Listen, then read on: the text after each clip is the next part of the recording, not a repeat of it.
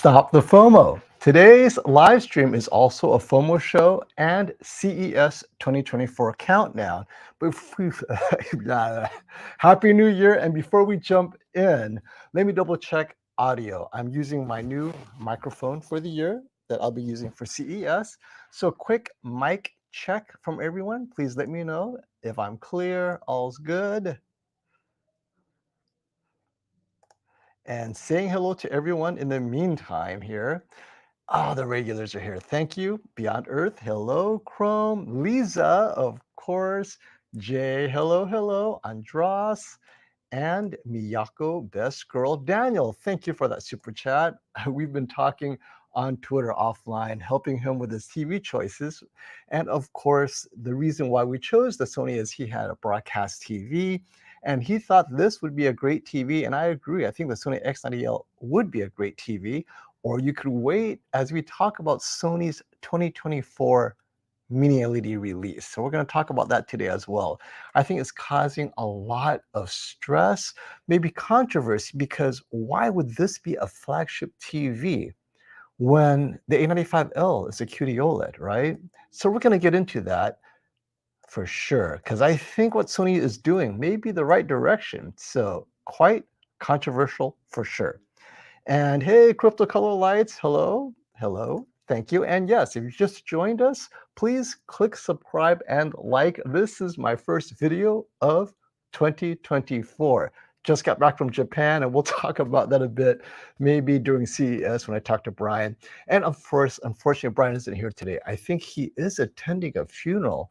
And so, all the best to him and his family and friends. But in the meantime, we have a CES countdown to get to. So I'm not going to keep you guys too long. I want to make sure I hit all the hot spots.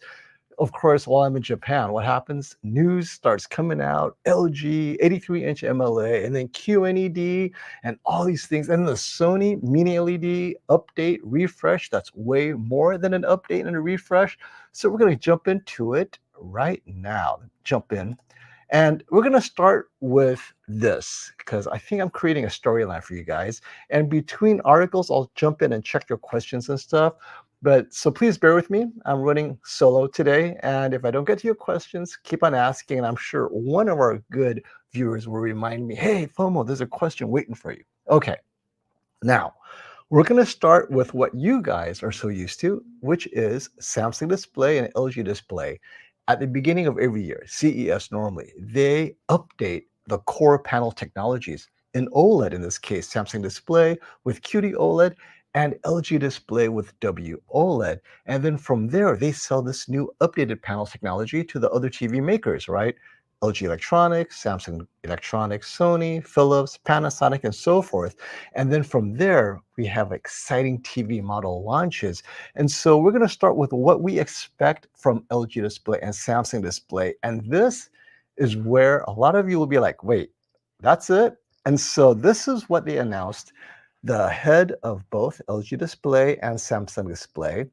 And if you look, and I'll just summarize real quick, LG Display is focused mostly on cost cutting, reorganization, and making money, which means that, well, first, if a lot of you who aren't following my news updates on LG Display, they've had 6 quarters of losses. They have way too much capacity, not enough people buying OLED TVs, and ultimately they are losing money hand over fist.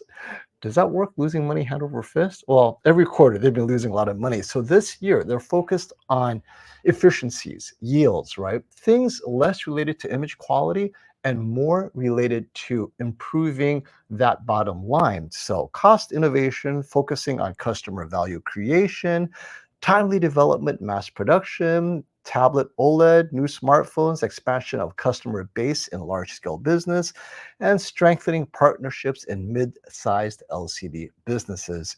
And then you have Samsung Display, which appears to be doing something similar, preparing 8.6 generation OLED for IT, which means monitors, expanding automotive business, which means displays for the automotive business, preparing next generation micro OLED, which is the stuff that you're seeing at Apple, the Vision Pro glasses, right? So making sure those tiny little Micro OLED for glasses, AR glasses are available, strengthening technological competitiveness for foldables and strengthening the premium position of QD OLED, which means doing a better job of marketing QD OLED to TV makers to use, but not a lot of focus on improving the actual performance. Now, to be fair, LG Display did add something that I did not expect, which is an 83-inch MLA OLED, which we're going to get into shortly. But to give you context, why are they focused so much on expanding marketing and the business side of OLED, whether it's WOLED or QD OLED, and not on something more? So this is a if you look at it, the growth of OLED TVs from 2016 to last year, 2023, the peak OLED TV buying year was 2021 at 7.7 million OLED TV panel shipments. Then in 2022, it dropped just a little bit, right? But in 2023, it catered to 5.4 million. Now, the prediction is in 2024, this year, it'll be back up to close to 7 million, but that's still short of 2021 and 2022. This is setting up the whole TV season for 2024 and partly explains maybe why Sony is looking at mini LED again. I mean, you guys are seeing this, right? We're not the only ones seeing this pattern. Wait, and you saw my previous videos. Have we reached peak OLED? In other words, are consumers like, wait, OLED is great, but it's a bit expensive. Maybe I'll buy something that's the same price, but larger. And that's where LCD mini LED TVs come in. A lot of you saying, oh, you know what, FOMO, that's just a clickbait. You're just pushing this agenda. I'm just looking at the numbers. And to see from 2021 to 2022 to 2023, the decline of OLED. And a lot of you are saying, wait, that's just because maybe OLED's too expensive. And that's the kicker. Mini LED TVs are the same price, just larger. Consumers are not so much trying to save money per se, but rather they're spending the same amount of money just on larger TVs. And we'll see how this how this rolls out in 2024 because you're going to see TCL and Hisense introducing very expensive TVs as well. But let's get into LG LG's OLED range, right? LG Electronics announces its 2024 OLED TV range. And this, to me, is the game changer. Not so much the MLA at 83-inch, because you guys saw my survey, right? My poll, where I asked you guys, are you guys impressed by the 83-inch 2024 LG MLA OLED G4? And most people are like, well, it's going to be super expensive. That's out of my wheelhouse. I want to get something within my price range, which would be a C4 at a smaller size, but it does not get the MLA. And not only does it not get the MLA, I think this is where maybe LG may have made a misstep. Only the higher end G4 and M4 are getting the Alpha 11 image processor. I think, and let me share this with you real quick. Oh, you know what? Here we go. I was wondering, wait, how come I see this, but I don't see that? Oh, you know who's on the phone? I feel like, wait 1 second. Hey, Brian, what's up? I'm on the live stream. You're live on the live stream. I'm on the phone with you. I'm like Mr. Rogers picking up the phone, sharing the phone call with the audience. So, all right, don't worry. Hey, no worries. All right, I'll talk to you later. So that was Brian Whisper Status on the way to the gym, forgetting that I'm doing a live stream, right? So, and as I'm doing this live, I forgot to share this next page. So let's go back real quick. This is what I was talking about. I'm like, wait a minute, they're not following me at all. So look at the graph. In 2021, 7.7 million. 2022, 7.5, slight drop. But 2023, it catered to 5.4. Okay, so now we're all caught up with the narrative of OLED's decline, right? Now we get to LG. So as you can see from LG's point of view, they're like, what can we do to sell more OLED TVs? Clearly, improving the performance doesn't change much. They added MLA last year, but they didn't sell more TVs. If anything, their TV sales lost to QD-OLED, right? That orange represents QD-OLED sales. So in 2022, you had all those QD-OLEDs in orange. In 2023, more QD-OLEDs in orange, slightly more, but the big drop was that WOLED, LG Display's OLED market share dropped significantly, whereas QD-OLED's market share remained the same. That means Mini LED ate into WOLED, whereas QD-OLED, because it was so impressive, Samsung S90C, S95C was still able to maintain their market share. This is a huge problem for LG Display. So what they're now, the Alpha 11 is not LG Display. That's LG Electronics. LG Display is introducing MLA on the 83-inch OLED. Some LG Electronics has added the Alpha 11 image processor. And to me, this is a critical improvement for LG G4. Unfortunately, it's not on the C4. And we're gonna talk about the Alpha 11, why that's so important. But in the meantime, let me check your questions and all that good stuff. And hey, Techno Dad, hi, welcome. Welcome to the FomoShow, my friend. And yes, TCL is working on inkjet OLED, but it's not available probably for TVs until 2025. I expect it at CES just as a prototype and maybe a real TV in 2025. And we'll talk about the TCL inkjet OLED and what its weaknesses are so far. Aren't the Chinese manufacturers coming out with inexpensive OLED panels? That is the TCL inkjet printed OLEDs. Now, as far as TV sized panels, no. BOE is working on smartphone and tablet sized panels. They are not at the point where they can make a TV sized panel. Right now, only TCL, CSOT, is making inkjet printed RGB OLEDs for the TV sizes. So it'll be a few years before we see that. But I think this will also be a game changer. And is that why the Japanese and Korean manufacturers leaving the OLED field can't compete in price? Yes, this is so pricing may be less of an issue. We're going to get into the nuance of whether is it price alone or is it size and performance. This is going to be fun as we get deeper into what's been announced in the last week. I find this to be a weird move on Sony's part because of higher prices for Mini LED versus OLED. Exactly. It's not pricing alone, right? There's something more. And I think we figured it out. And you guys will love how this narrative works out and plays out in 2024. Unless they will be charging a lot, I'm expecting them to make less margins on this TV. Maybe. I don't know Sony's margins on their TVs as well as Samsung and LG because Samsung and LG are mostly vertically integrated in their production. Sony uses a lot of third-party suppliers, which eats into the margins, which is why they have to have the Sony tax, right? But there are issues that come with that as well. Okay, so let's move on. And hey, TechnoDad, I'm going to put the stream up on the OLED. All right, so next up is this. Now, why does Alpha 11, why is it so important? Peak highlighter feature on the Alpha 11 processor. Now, this is where I think LG saw what happened last year with the XR Clear, the A95L. What happened was that XR Clear was the #1 reason the Sony A95L won the hearts of reviewers, right?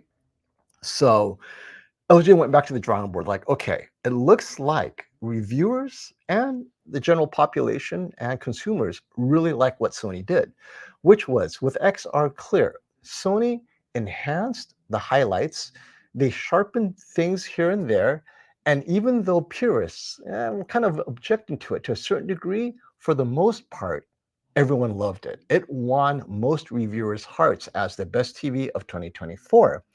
And to that end, right, if you read this article, Flat Panels HD does a phenomenal job going into what LG is promising. Now, until we see the TV, the G4 Alpha 11, we don't know if it is really effective, but what it essentially is doing, the Alpha 11 processor, LG said that it even works on DRM protected content from Netflix. And what was Sony XR Clear's #1 use case? Streaming content. Well, they have it on streaming content as well. Unlike last year's Alpha 9, meaning before LG was unable to apply their AI processing upscaling features to streaming content, they're doing it for 2024, but it's limited to the Alpha 11, which is only limited to two models, the M4 and the G4. C4 doesn't get it. And that to me is a huge mistake because, okay, I understand not getting MLA. It's expensive, you want to separate the G4 from the C4. MLA should be enough to separate it, but instead, MLA and the Alpha 11, not on the C4. So the C4 has fallen back to the Alpha 9, which essentially makes it a repeat of last year's C3. Yeah, Alpha 9 slightly improved. I get it, but it doesn't get this extra processing. And so what does it do? All driven by the discerning judgment of the AI, the company's OLED TVs with the Alpha 11 delivers a more clear and vibrant viewing experience. Blah, blah, blah, blah, blah, blah. Ultimately, it's saying whatever the Sony did with XR Clear last year, we're going to try and do the same thing with the Alpha 11, which is fine, right? Sony hit it out of the ballpark with XR Clear. What did we say? We expected everyone else to jump in and try to do the same thing.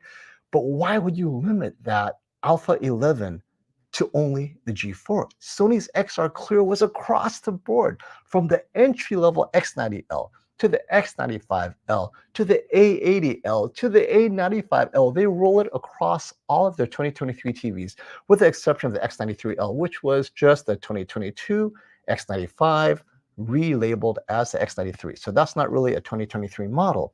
So I think this was a mistake on LG's part, but so be it, all right? What's interesting is if you look at this is the part that really pains me. And then we heard that LG released the qned again, right? They refreshed it, it's out.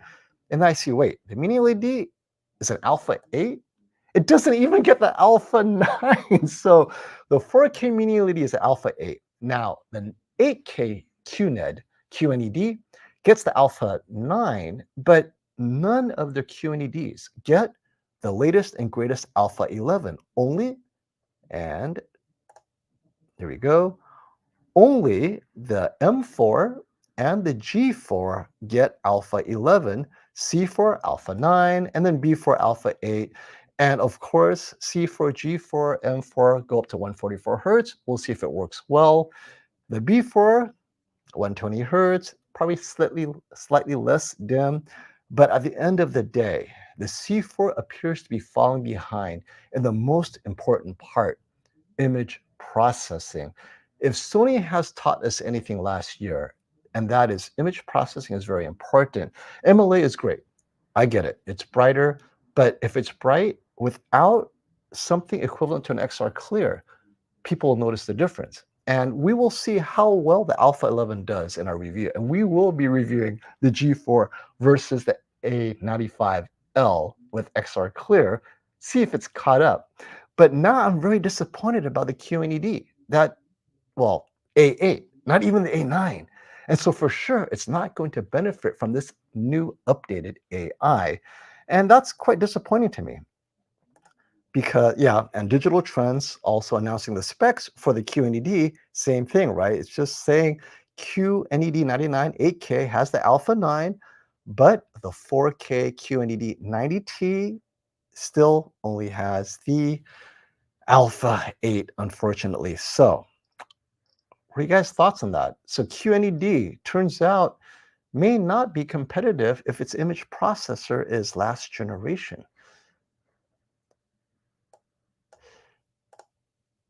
Yeah, the difference between the C4 and the G4 is indeed getting larger.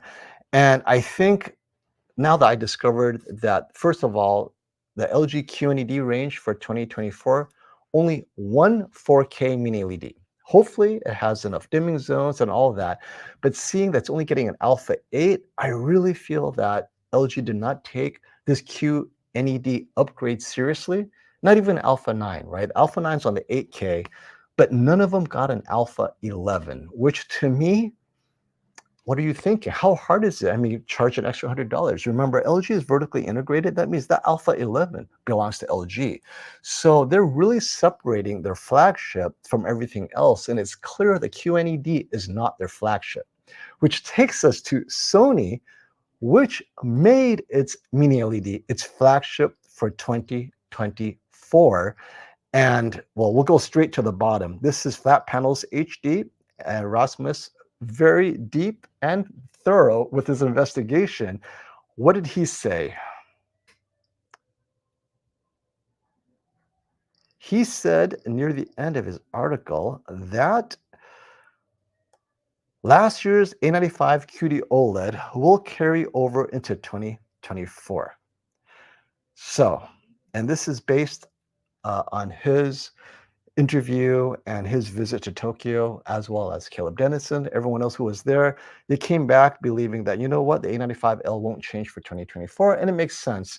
The late release of the A95L in 2023, well, first of all, it looked like it was half-baked in terms of firmware. They're still working out bugs. There is no way that it is really a 2023 model. It really is a prematurely released 2024 model. As you've seen on Classy's video, there were issues with the A95L that still need to be cleaned up, right? With, was it the certain scenes on streaming not working very well, right? You got these color tinting issues, the bugs in the UI, you have HDR, Dolby Vision, SDR flags not being properly read still. So these are issues that Sony has to clean up on the A95L. And that takes me to reasons why there is that issue. And I spoke to Classy about this as well. Part of the reason why Sony's having trouble is you have 3 different modules you have to coordinate when talking about the A95L. There we go. Huh.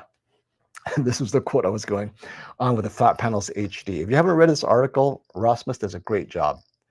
And I scroll to the bottom. There we go. I keep on forgetting to change my tab for you guys. But Sony A95L and all Sony TVs, they have to work with first Google TV, right? That's the operating system. Then on the A95L, an all-new MediaTek Pentonic chip. Then they have to wrap it around the Sony hardware. That's 3 different components that are completely unrelated, developed by 3 different groups. You got Google developers doing their Google TV. You have MediaTek with their own firmware and their own APIs and calls. And you have Sony with its image processing system. All 3 have to play nice, and they don't. Initially, they never will, right? You have to work through all of that. You have to call MediaTek, hey, MediaTek, why isn't my HDR, Dolby Vision, SDR flags working? Why is this happening during streaming and not when I'm doing Blu-rays? And on the other side, you have Google TV that needs to coordinate with MediaTek and Sony. And it's a mess because you have 3 different suppliers, whereas Samsung Electronics and LG Electronics, vertically integrate their software development, their chipset development. They keep everything in-house. So the Alpha 11, LG developed, TVs it's developed, and they assemble it. And so it makes it easier for things to work smoothly. And so that's one of the reasons why I personally like Tizen. Many of you like WebOS. And those of you who are comfortable with Google TV, it's a great UI. The problem is potentially the bugs, whether it's on TCL. I'm not going to isolate Sony. They're not the only ones with issues, right? TCL, when they use Google TV, they had to take it off the shelves last year, remember that? And Hisense, when they had Google TV, same issues, right? Each one has different issues to a different degree because they use different components. TCL or Hisense will use a MediaTek chip, maybe. Then they have Google TV. Then they have their own picture settings. TCL is a perfect example. When we try to get it calibrated, calibration settings don't work very well, right? And so these are things that TV companies, TV makers, if they are not vertically integrated from A through Z, will always have to deal with. And Sony is no different. So this is where those who want a stable product, Samsung and LG are closer to that stability because they are both vertically integrated. Now, TCL arguably is vertically integrated to the degree that TCL owns CSOT. They own a lot of chip manufacturing componentry. Now, whether they use MediaTek or not is up to debate. I don't know. But I do know that they've had issues with Google TV in the past. So maybe that's still a moving target for them. But yes, let me check. We're getting so close. I see the Sony X95M questions coming out. So I think that kind of takes us to a good segue, which is, this is the best part. We saw how LG, QNED, they're just mailing it in. And then Sony is taking this whole other level with its mini LEDs. So if you guys have seen the articles and all the videos, I'm not going to dive into the specs, but ultimately, too long, didn't read. Sony's 2024 mini LED upgrade is substantial, meaning they've completely revamped that entire backlight system with a better backlight control, dimming zone count, just all of that is upgraded to a finer level. You saw how I was impressed with the X90L, and many were impressed with the 85-inch X95L. Well, this 2024 X95 version is even higher, and many consider this to be the flagship of 2024, but it's not OLED. It is mini LED. The question is why? And I think part of the question, Sony throws down a giant mini LED gauntlet, and I want to go down to this. And I think this is an important issue that you guys are struggling with. Let's see right here. Investment in LCD TVs. Let me share this tab. Okay, so Sony throws down the giant mini LED gauntlet. Investment in LCD TVs have been diminishing, yet the work being done on mini LED LCD TVs suggests something else.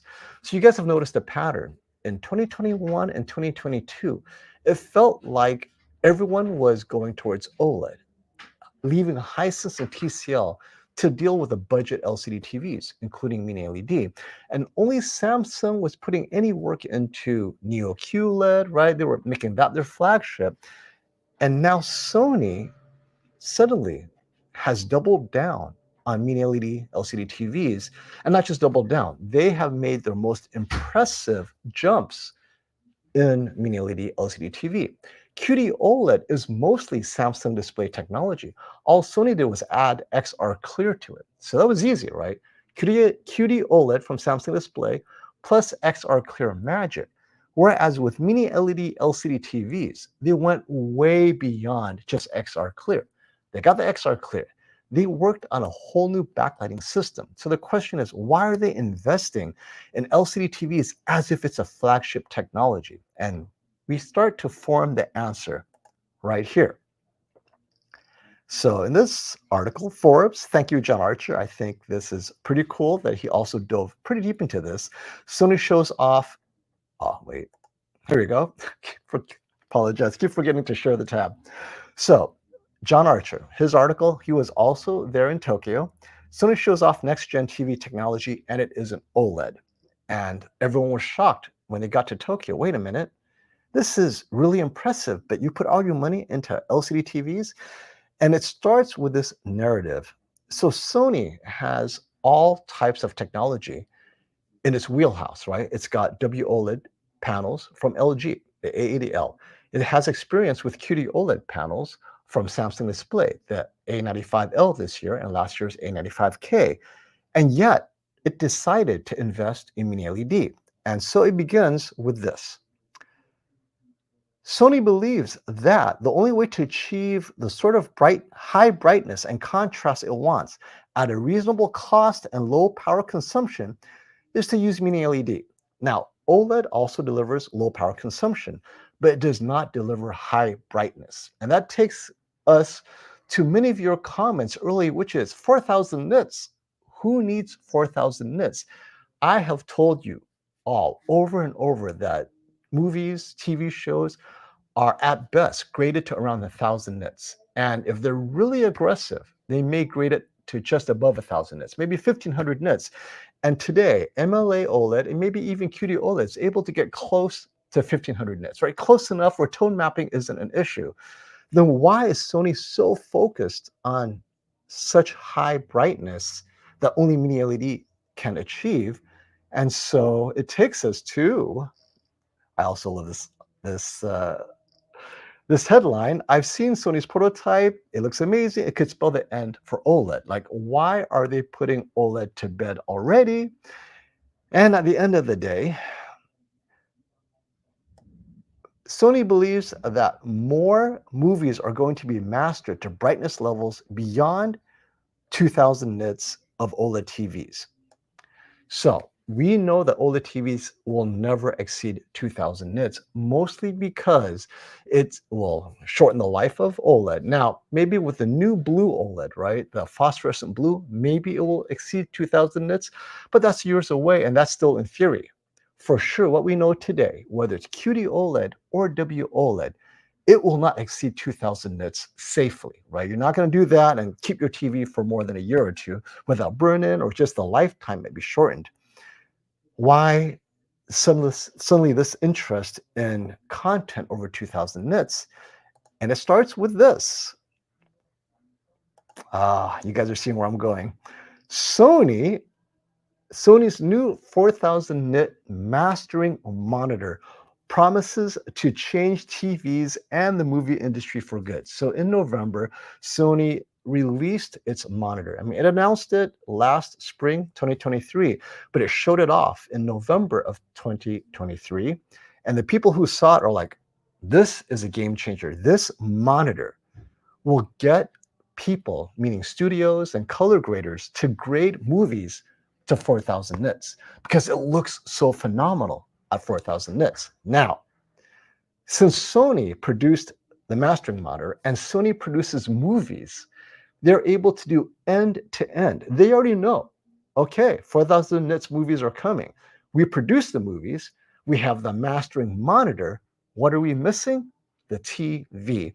And as much as we all love QD OLED and OLED to a certain degree in terms of its infinite contrast, Sony believes that 4000 nits, that range from 0 nits to 4000 nits, your blacks may not be perfect, but as long as it's close enough, getting to 4000 nits, that's the dynamic range we've been waiting for.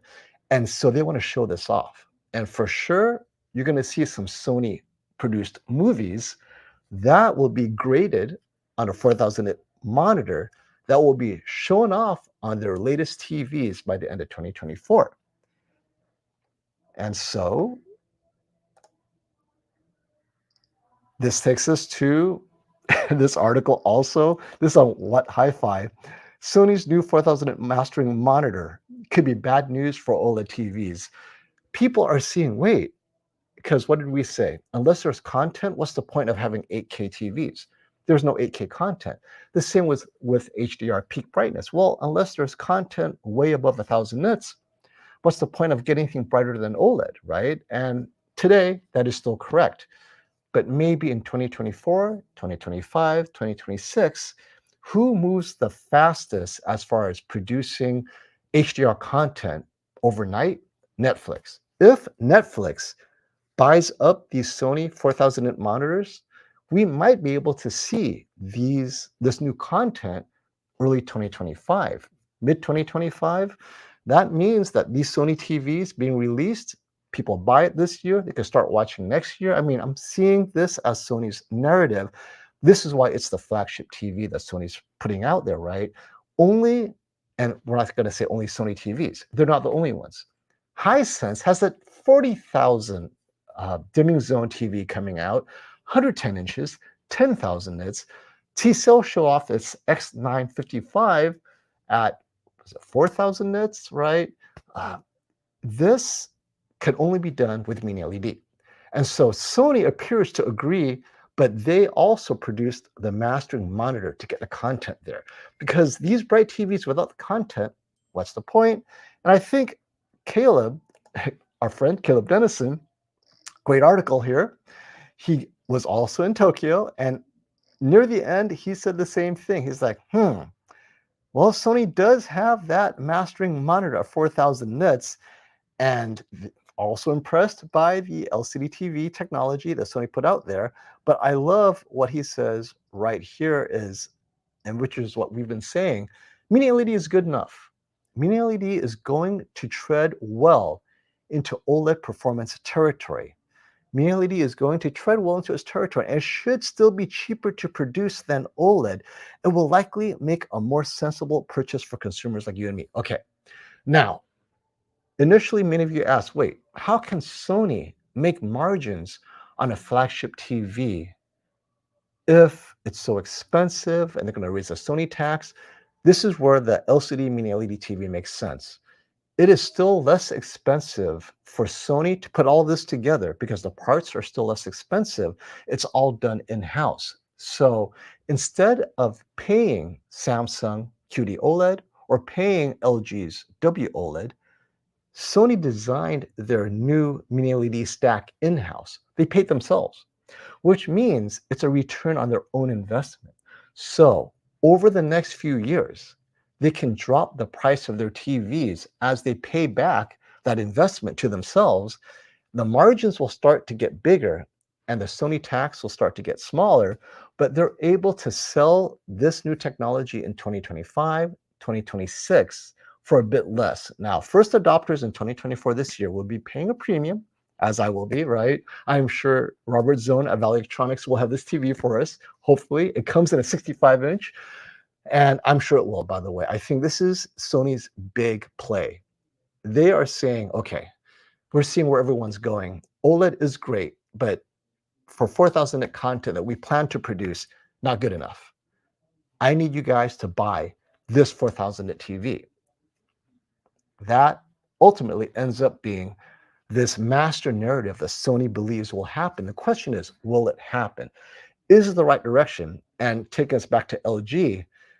LG QNED, I fear it might be a disappointment. I fear doesn't mean it will be, but it just sense that it does. But what do you guys think? Is this where we're going now? It turns out TCL and Hisense have been on this track all along, which is quite genius, right? So let's get into this. All right. You guys have some great comments already. I love it. Let me put us on something. Let's see. Let me find a good tab to jump in here. But this is pretty exciting. And, well, it's exciting to me because it feels like Sony is taking the initiative, right? I really love that Sony is doing something that's a little bit different than they normally do. Okay, let's see your comments here. And please, if I missed your comments, let me know. We'll start with Steve Cass. 4,000 nits is meaningless. It's how that tech is used. If used right, it will look great. Done wrong, then the picture will look horrible. So Steve, we have a few factors. First, content. Most content, if it's not graded to 4,000 nits, it's just meaningless, period, right? Can't even be used, right? That headroom, not touched at all. So right now, maybe Mad Max, somewhere in one of those scenes, there's 4,000 nits. But if it's in a super bright scene, everything is like 1,000, 3,000, 4,000, it really looks flat. And so like you said, Steve, if used right, it will look great. But that is up to the content creator. We haven't gotten to the TV yet. The content creator must use it correct.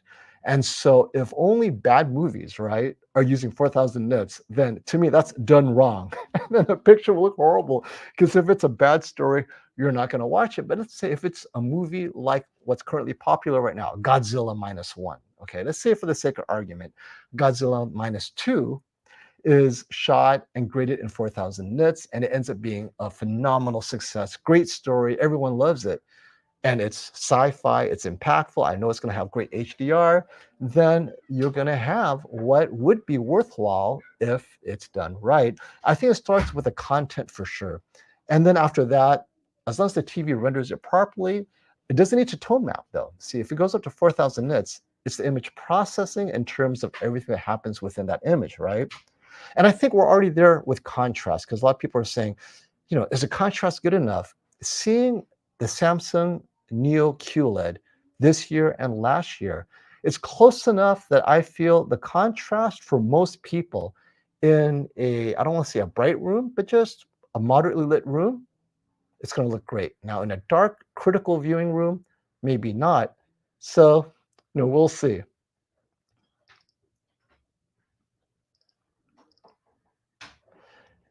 And I like Broken Wrench's comment here. Never heard anything about blooming with a Sony X95L. If they can reduce it even more, I may consider a Mini LED over a G4. And the answer is yes, based on all reports of those who flew to Tokyo to see the comparison. So there, they compared the X95L to this latest technology and against last year's Samsung QN 90, probably 95A, 90A, the Neo QLED, right? So Samsung's flagship Neo QLED and Sony's X95L. And they all said that this latest version looks better than both in terms of deeper blacks, better blooming control, better contrast. To me, that's pretty impressive because I consider Samsung one of the top. But I have the QM8, and I felt the QM8 last year had better contrast than all of those. So we will compare the latest Sony Mini LED flagship, assuming it comes in a 65 or 75-inch at worst, to the QM8, not color, just talking pure contrast and blooming control. And if the Sony X95M, let's call it, is anything like the QM8 or better, yeah, I think OLED may have a problem for most consumers. Now, it may not be good enough for the critical viewer, but for consumers, that may be different for you guys. And this takes us to the question, would the X95M be an option for those of us upgrading from an OLED? Not same size, but brightness maybe, so it's so much use case. If you're watching current TV shows, old TV shows, Netflix today, OLED will still look better. The thing is, you're looking forward to 4,000 content, where now the power of the X95M, we'll call that for now, can really hold its own. And additionally, larger sizes. An 85-inch size TV, let's say 83-inch OLED, right?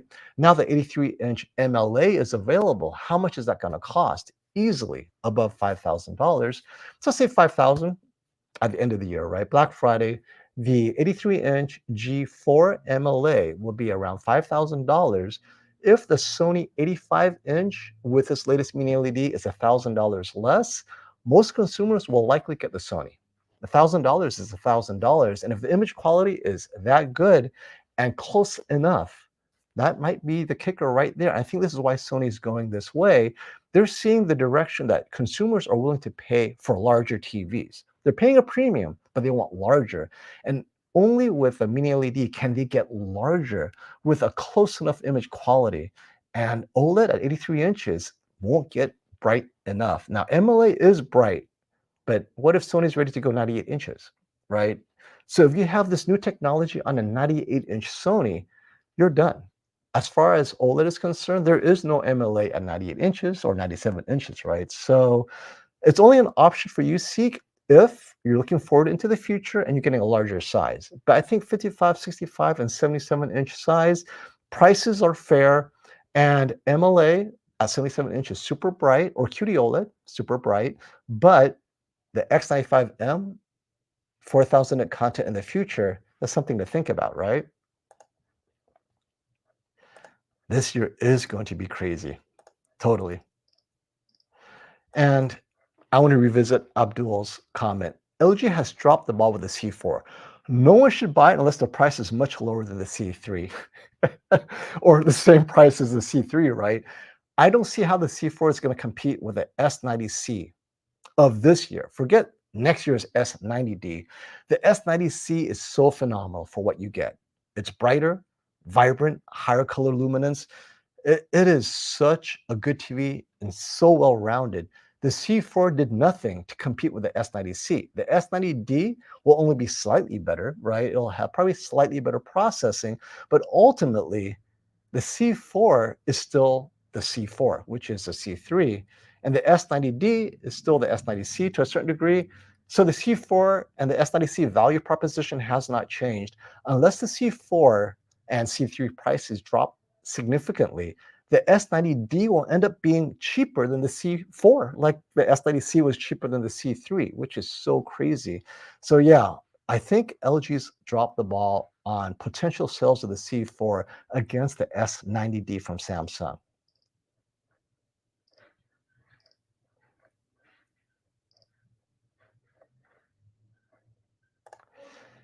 And Quackfu has a great comment for gamers. Blooming bothers me less than having mini LEDs anti-blooming tech make things disappear entirely. So we're talking about black crushing. There are games I play where all you see are red dots and pitch black, but not on mini LED. This is why the best gaming monitors coming out next year are QD OLED gaming monitors from Samsung Display. So I think for high-end enthusiast gamers, you're still going to look at QD OLED gaming monitors. I think this is for the cinema enthusiast because Sony is focused on 4000 nit content.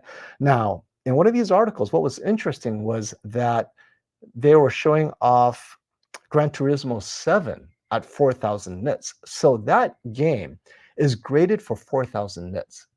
Ultimately, they're looking at this TV to game on a PS5, Gran Turismo 7 at 4000 nits. That's something that we should look at in the future. So possibly.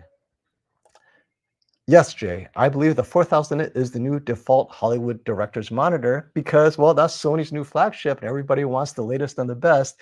And now that it's being released as it makes its way through Hollywood and Sony also owning its own studio, this is why it happens. If Sony didn't own a studio and they just put out a monitor at 4000 nits, who knows? But if Sony is actually saying, hey, director, producer, whoever, use our monitor and make sure your content has something in there that's flashy, even if it's only a few scenes. We want to see 4000 nits.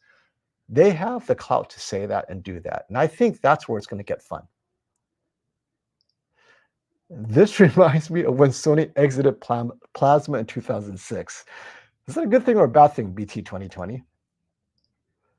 Scrolling down, grabbing your contents here. Questions. Do we need to be flash banged by our TV's brightness though? So I think like with anything, it's a tool. Like not every scene will be 4000 nits. And remember 4000 nits, we're talking at a 10% window, 5% window, right? We're not talking the entire screen. No TV can handle 4000 nits 100%. So we're talking 3, 4, 5%. 5% window is likely. That's what we saw with the TCL X955. It's able to hit over 4000 nits at a 5% window, if I'm not mistaken. And that's what probably Sony's targeting. And so they're going to tell the people who are grading, hey, you know what, keep the 4000 nits in that range so the TVs can handle it. And it's not going to be in every scene. So, it's like guy turns on a candle, wow, right? But it would just be for that 1 or 2 scenes. But, depends on the director, right? They might go crazy and every scene is bright and you're like, what the heck?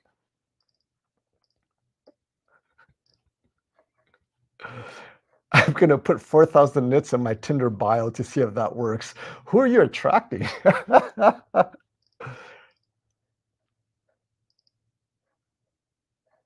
So, Steve, good point.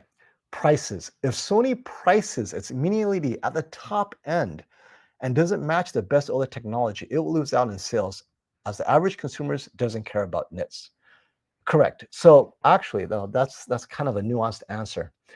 Consumers don't care about nits in terms of the measurements, but they will notice brighter TVs. So all the TVs are on display at Best Buy. And you're going to put it on the demos. And the demos are all hot, meaning super bright, like just crazy in standard mode. And so the Sony TV in standard mode with 4000 nits capability will still appear brighter than the next TV that is not designed to show off 4000 nits. And Sony in its demo mode will be designed to show off 4000 nits. The consumer will see that difference. And the difference will be enough that they'll go, why does that TV look so vibrant? That's how Sony will sell it. So on the one hand, Steve, you're right. Consumers don't care about nits, 4,000, 5,000 nits. What does it mean? But they'll be at a Costco, a Best Buy, and they'll go, oh, that's a bright TV. It looks better somehow. And when you have that contrast range, that dynamic range we talk about, where on the one end it's 4,000 and the other end it's 1 nit, right? So for 1 nit to 4,000 nit, that makes a huge difference because an OLED will be, let's say, half a nit, right? Slightly, they have that deeper dark, deeper black, but it only goes up to 1,000 nits, close to 0 to 1,000 nits, slightly above 0 to 4,000 nits. Sony's betting that in a Best Buy store, that is the impact people see. Critical watching, and you have content that's focused on the lower end of the spectrum, OLED will shine. You have content that's focused on the brighter end, Mario Brothers movie. I think the 4,000 nit TV is going to shine, and that's the demo material they're going to use.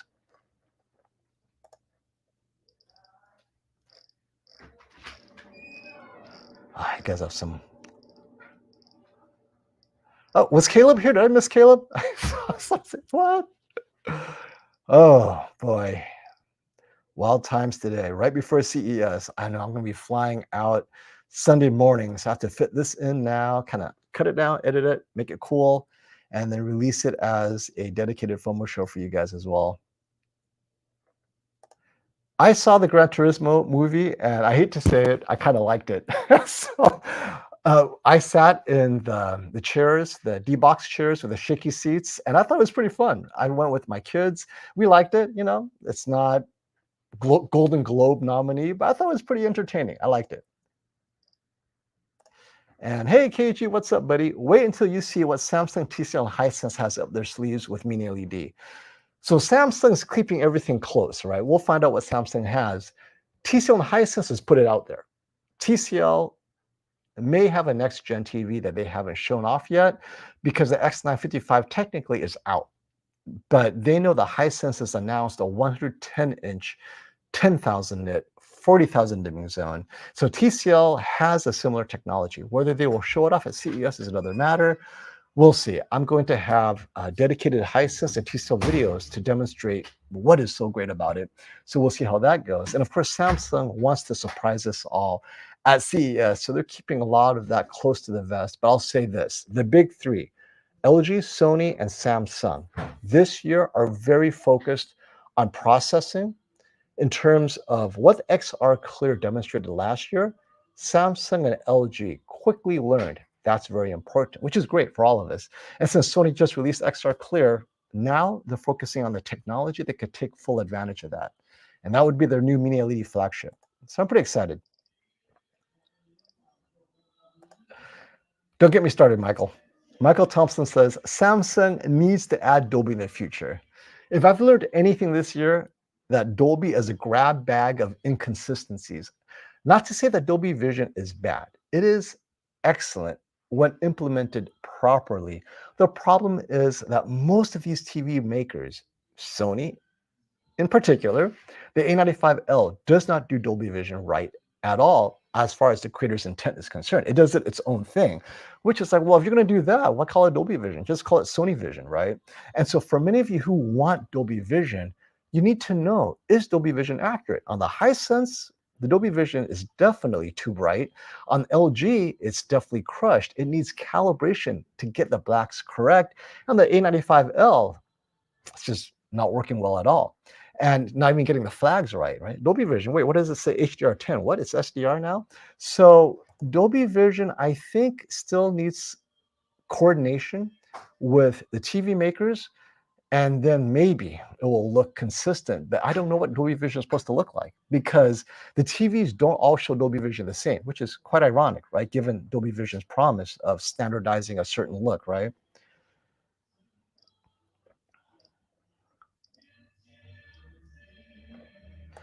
Here's a good point, J.R. Fraser.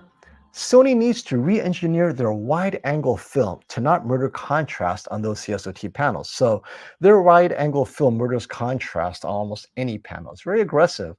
It doesn't seem to hurt the 85-inch AUO panels much, or maybe that film is not on the 85-inch AUO panel. We just don't know how these wide-angle films or wide-angle technologies are applied. Because I know on the Samsung, it definitely hurts on the 65-inch before they were using CSOT.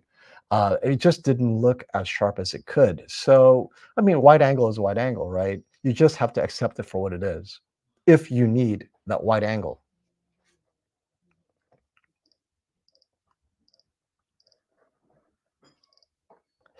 And Classy wants to remind people, hey Classy, how's it going, buddy?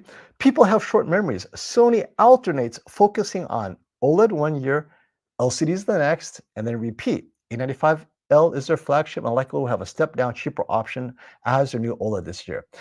So to that point, I have to say that even though Sony may have quote unquote focused on Mini LED, I don't think they really did a good job until the X95L and the X X90L this year.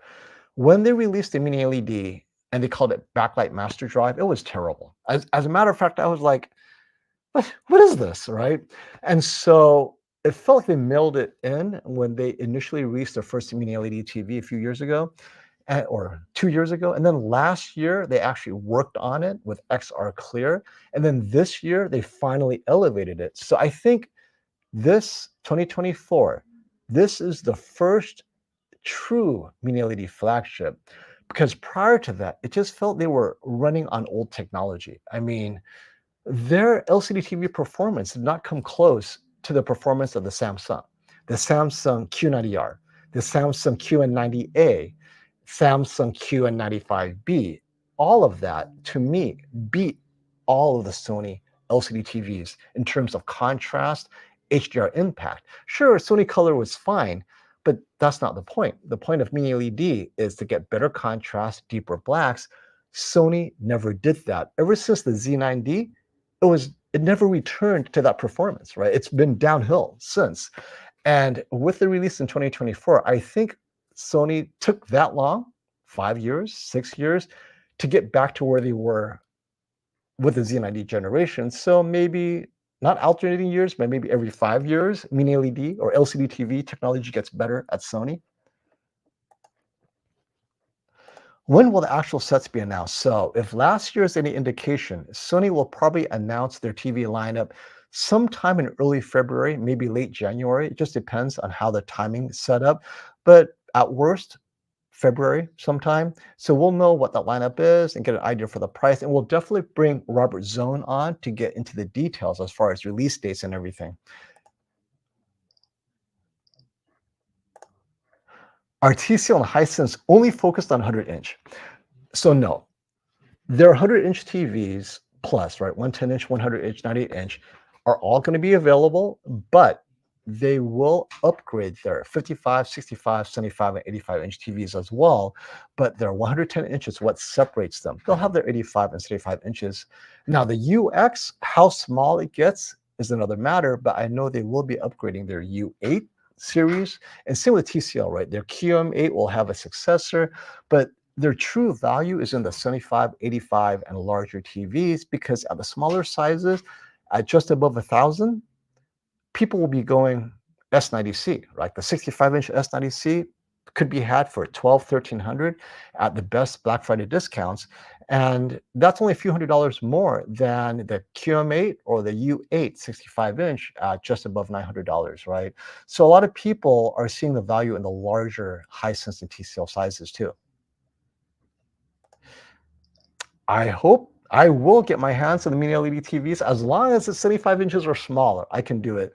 85 is just, I have no room for that. But I believe this will come in the smaller sizes. So yeah, more likely than not, I will have the 65-inch to compare against the QM8 and the X90L. Why not, right? And against an OLED, of course.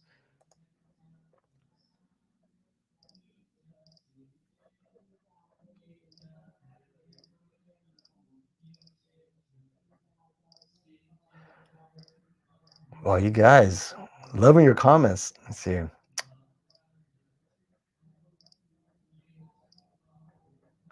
So here's a good one. Jesse goes to Best Buy and says, I noticed I noticed the much more pure colors of the QD OLED TVs more than the brightness of the Mini LED TVs, LCD TVs at Best Buy. And so I'm assuming you're talking about maybe the Samsung Mini LED, because TCL and Hisense don't all have the Mini LEDs on display at Best Buy. So if it's a Samsung QD OLED against a Samsung Mini LED, I agree. I felt like Samsung's Mini LED TVs have been kind of stagnant. I mean, I still feel the Q90A was their best Mini LED. The 90B or 95B, and then this year's 90C didn't move the needle beyond the Q90A by much. I mean, they might have control blooming slightly better, but overall the impact has not changed. And I think Sony's move to the 4000 nit may be the difference that we were waiting for. But I agree with you. Currently, the mini LED TVs not that impressive beyond pricing like U8 and a QM8. But yeah, I'm hoping that this year with 4,000, 5,000 at content or 4,000, 5,000 at TVs from Hisense, TCL, and Sony. Samsung, we don't know how bright it's going to get. They haven't made any announcements as to that peak brightness, but Hisense, TCL, and Sony are promising 4,000 nits or more. So it'll be interesting to see if Samsung can catch up, right? Who would have thought?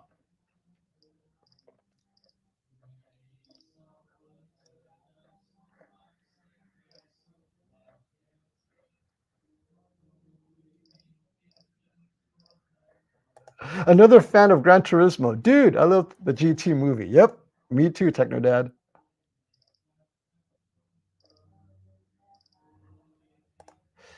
Okay, so let's talk Samsung. Maya Innovative asked, would you agree Samsung have the upper hand on mini LED technology, having consistently focused on Neo QLED 4K and 8K?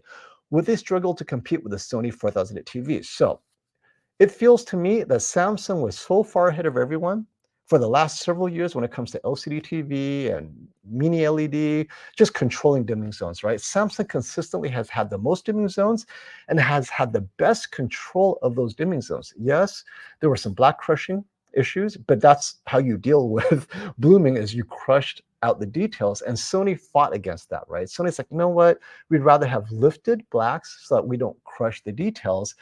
Now, the question is whether Samsung has solved, can they bring out the details without crushing it? Because my biggest issue with Neo QLED and their high dimming zone TVs was the spectral highlights were always so dim.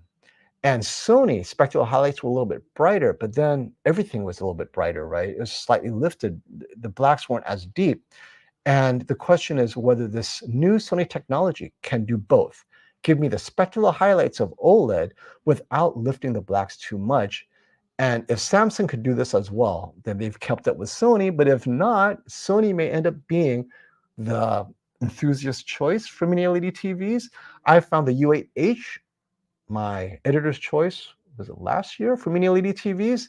To be better than any Samsung. And this year, the QM8 took that crown as far as blooming control and that just bright specular highlight contrast. I thought the QM8 did the best job, although color accuracy is a whole other thing, but its contrast and blooming control is excellent this year. And so whether Samsung can take that back, because I think they essentially kind of lost it to Hisense and TCL, but then Samsung has its own benefits, right? I like Tizen better than either the Google TV or the Roku TV that Hisense and TCL uses.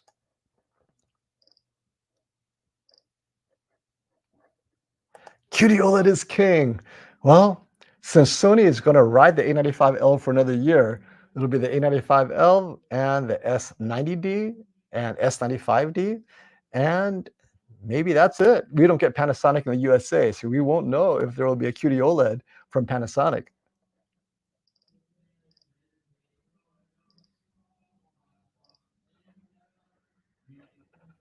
There's a ghost behind FOMO. Yeah, it's my giant bulb light right there. No, it appears there's no 83-inch QD OLED this year. So 83-inch MLA OLED from LG, but no 83-inch QD OLED that I know of. Maybe I'll be surprised and we'll hear more from Samsung Display because we will talk with Shirag at Samsung Display. Oh, this is a rare comment. HDR10 Plus is more impressive than Dolby Vision. I think HDR10 Plus is nearly identical to HDR10. So I think it doesn't really change much. And Dolby Vision is slightly different than HDR10.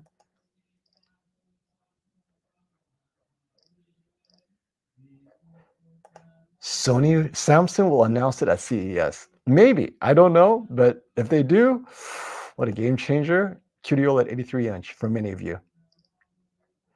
Well, FOMO, will you be covering the Apple Vision Pro for consuming content? Yes, I will be covering Apple Vision Pro specifically for consuming content, movies and all that stuff, right? I'm not into productivity. I don't believe in spatial productivity.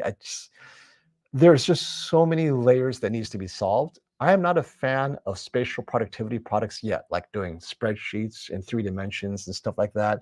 I know where it's going, but I feel that consuming content, we're already there. It's just getting the audio and getting the size and everything correct and the brightness. We are there for consuming content. So I will definitely be reviewing the Apple Vision Pro for consuming content against the competition. Samsung is working very closely with Qualcomm to beat Apple Vision Pro. So we'll see. So this is going to be very exciting. And it is ready for release in the US in February, if I'm not mistaken. So yeah, I've signed up. I'll be a day one owner of the Apple Vision Pro. And got some super chats here. Hey, Burley Noel. At the shootout, y'all were talking like it wasn't fair, OLED versus LED anymore. And a couple months later, they decide to drop OLED. You know what? Let's get into this comment. Thank you, Burley Noel. This is a great comment. Okay. So first of all, any shootout, any comparison, what is the content? If the content is designed for OLED to win, OLED will win. And the content we were all watching was basically designed in a way, they're all critical movies, right? Like 1917, right? Dark scenes in a dark room. Well, that's that's the space, right? But if you're watching sports, then I think the LED would have been brighter than OLED, with the exception of the MLA G3. So if we're watching sports content, the G3 and maybe one of the mini LEDs would have done well. Unfortunately, we didn't have the Sony X95L 65-inch. All we had was the Samsung and the Hisense and the Sharp. And sports was a small segment. The rest were all just HDR movies and streaming. And HDR movies and streaming were all kind of like 1000 nit type content. And so it wasn't graded to 4000 nits. It was graded to just whatever, 1000, 2000. Once 4000 nit content comes out, like true 4000 nit content graded on the new Sony, designed to look great on a 4000 nit TV, maybe we'll revisit this. But as it stands, these OLED TVs, the content we have today, OLED does look better. So it is interesting that Sony did drop OLED as its flagship this year. A95L carries over, right? It's still the flagship. But this year, they're like, okay, let's focus on 4000 nit TV displays. And we don't have it in QD OLED. Let's give you something that can do that. So you'll have choices, right? If you want to watch 4000 nit TV, with 4000 nit content on a 4000 nit TV, you can buy a Sony or a Hisense or a TCL and maybe a Samsung. And if you don't watch that stuff, stick with an OLED. It depends on the content you're consuming. Hey, Mitchell, thank you for the super chat. Hey, FOMO, I'm in the market for an 85-inch. I can get the QM8 for $17.99 or the U8K for $21.99 or the X90L for $21.99. Opinions, Apple TV, fixed upscale. So Apple TV, so upscaling, we're talking about two things. If it's just resolution, it's fine on all these TVs, actually. The issue is low bit rate. So your Apple TV, if you have a bad internet connection, Apple TV doesn't fix that. The X90L may look better with those low bit rate content, right? Where it may still be 4K, but your internet bandwidth doesn't deliver adequately, or YouTube TV. That's a good example. Even if you have good internet, YouTube TV doesn't always look great. And so the X90L will do YouTube TV justice better than the U8K or the QM8. Now, the thing for me though is the QM8 at $1,800 is actually a pretty good deal. But if you're going to pay $21.99, let's say budget is fine, you're okay with $1,800 or $2,200, I would go with the X90L for $2,200 only if you're coming from an older LCD TV. If you're coming from an OLED, then the QM8 and U8K, you'll notice the better contrast because OLED has the best contrast. So Mitchell, let me know, what TV are you coming from? If it's an older LCD TV, go with the Sony X90L because you'll get both the size and the image quality improvement, and it's very easy to set those settings. But if you're coming from like a newer Samsung QN or Q90R, let's say, the QM8 may be closer to the Q90R than the X90L. So it really depends on what TV you're coming from to truly enjoy the upgrade. So yeah, Depends on your TV. If it's an older TV, the X90L will definitely do well.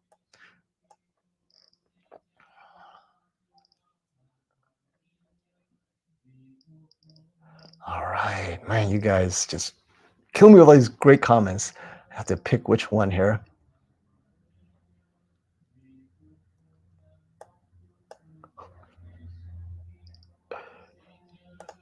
This is the most important one. FOMO, will you be getting a new hat this year?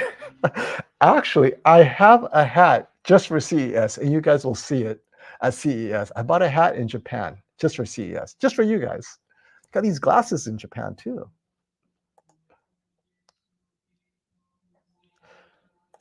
Tony, very good question. I currently have a C9, looking for a worthy upgrade, maybe the G4.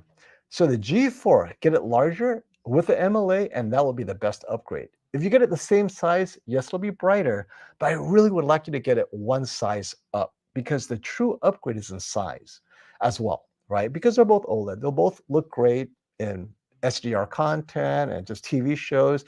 But if you're getting it slightly larger, so if you're going from a 55, get a 65, you get a 65, go to a 77, or in this case, possibly an 83-inch, and it's a G4 with MLA. Now we're talking with Alpha 11 processing. Yeah, that would be good.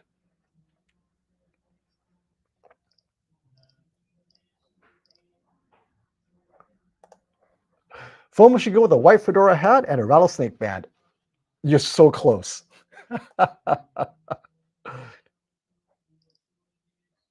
And Classy wants to remind people at the shootout, we did sports at the shootout with brightness maxed out in SDR.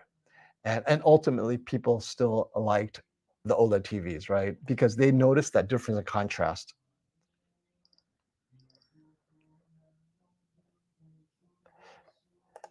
Here's a great point. Aqua Neon says, the TV shootout isn't representative of what people want. Most people don't care about accuracy. At M-Wave, people prefer the QM8 over the G3. Yes, they did. And this year at M-Wave, we'll be doing the same thing. M-Wave is happening in June, and we're going to try to get the Sony MiniLED, the new one, if it's available by June, for sure, and compare it to the latest and greatest TCL, Hisense, and the A95L will be there to see what has improved versus OLED. So hopefully we'll have the G4, the A95L, the new Sony MiniLED, and the best from TCL and Hisense, at least 5 TVs. And we're going to try to have larger 100-inch TVs to compare to see if size makes a difference. And Wave's going to be fun this year for sure. And that's happening in June. And you guys want to come by, it's going to be in Kansas City. And this is one that many people forget. LCD viewing angles is a problem. Only good for brightness, only one element of picture quality where it competes with OLED. So apparently the new Sony MiniLED has solved the viewing angle compared to earlier LCD TVs, but we'll see. And if the new Hisense is using the ADS Pro, definitely the viewing angle is improved as well. Not OLED level, but definitely better. Is it good enough to convince you to get an OLED? We'll have to see at CES.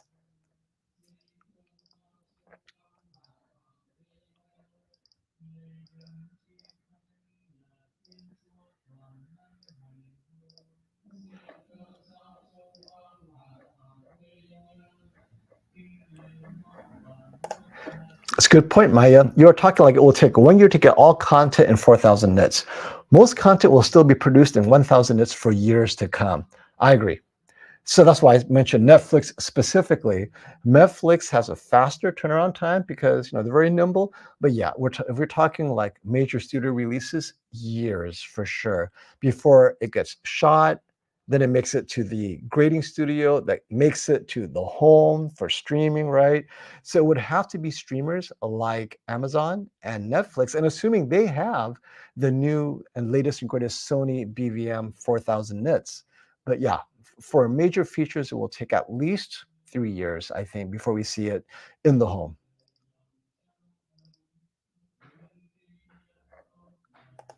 Okay, SD, the notion that the G3 is closer to mini-LED brightness for sports, the A95L, S95C is ridiculous. So, come on, SD, you saw my comparison. The A95L cannot hold the brightness of SDR Sports. in either vivid or standard mode. It quickly dims down to its normal movie level brightness. The G3 preserves that brightness a lot, well, not just longer, it just preserves it.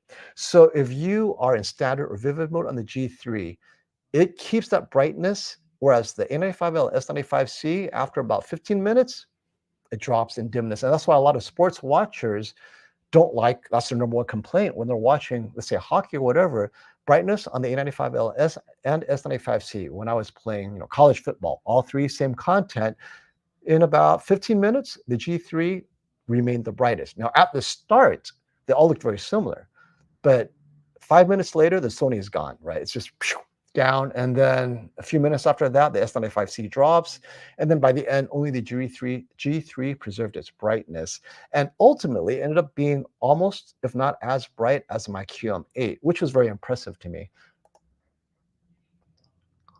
But again, unless you have a side by side, you really wouldn't know.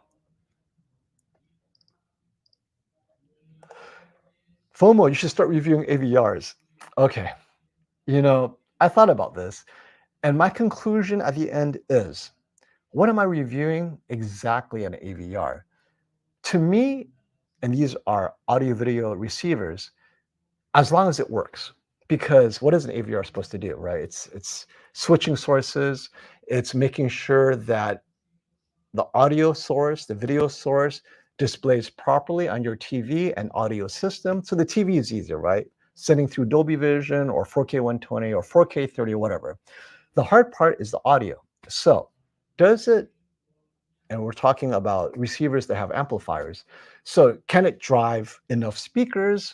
So then you have AVRs that 16 channel, 11 channel, 14 channel, whatever.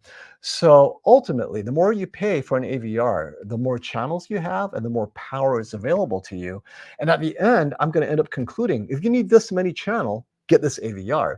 And ultimately, after much research and much comparison on my part, Denon and Marantz, not just for the money, end up being not just the best value. Denon, right? Denon ends up being the best performer for what 99% of you need. And the 1% that need more will end up with a Storm or a Trinnov, because the receiver that Denon produces does everything you need, whether it's Dirac. If you don't like Odyssey, you have Dirac option. Pay a few $100s extra and you got better room correction, arguably better room correction, but Odyssey is good enough. And bass control, if you want true multi-subwoofer bass control, then you buy the higher end Denon that has multiple subwoofer outputs. And so at the end, I'm just going to end up recommending Denon almost year after year because they do such a good job. Onkyo is less expensive, but then you're going to have less channels. And so you're kind of like, it's so hard because UI on the Denon is really well baked. I like it a lot. It consistently is stable. Things like RCAM, man, that thing was just a buggy mess when it's released. I don't like that because then once I give it a crappy review, 8 months later, it's stable. I'm not going to revisit it, right? Whereas Denon almost works from day one until whenever. So I tell everyone, if you're looking at AVR, get a Denon. The best budget that you have, get a Denon, and you're done. And I think TechnoDad will agree with me if he's still here. Hey, Mitchell Martins, I have a C1 OLED and Hisense U8H. Okay, then that tells me everything I need to know. The U8H upgrading to, let me get back to your question here. The U8H to the X90L is going to look great. You will love the color of the X90L, and it is a good step. Now, the U8H is an excellent TV, by the way. That was my editor's choice, I think, 2 years ago.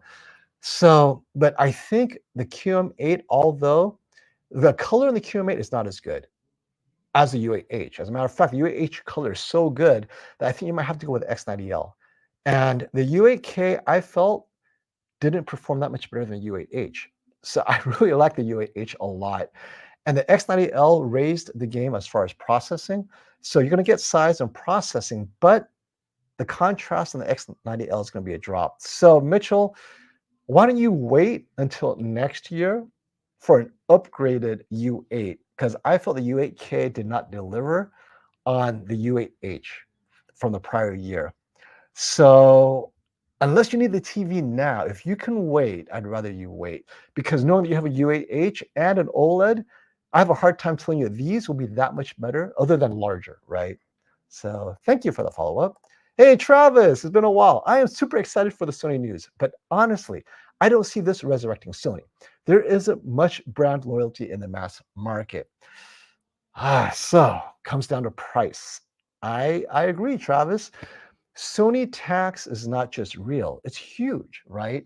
It's one thing if it's like 5% more, but when Hisense is selling an 85-inch TV, the U8 or the QM8 85-inch for 2000 or just under 2000, an equivalent Sony Mini LED is going for 4000.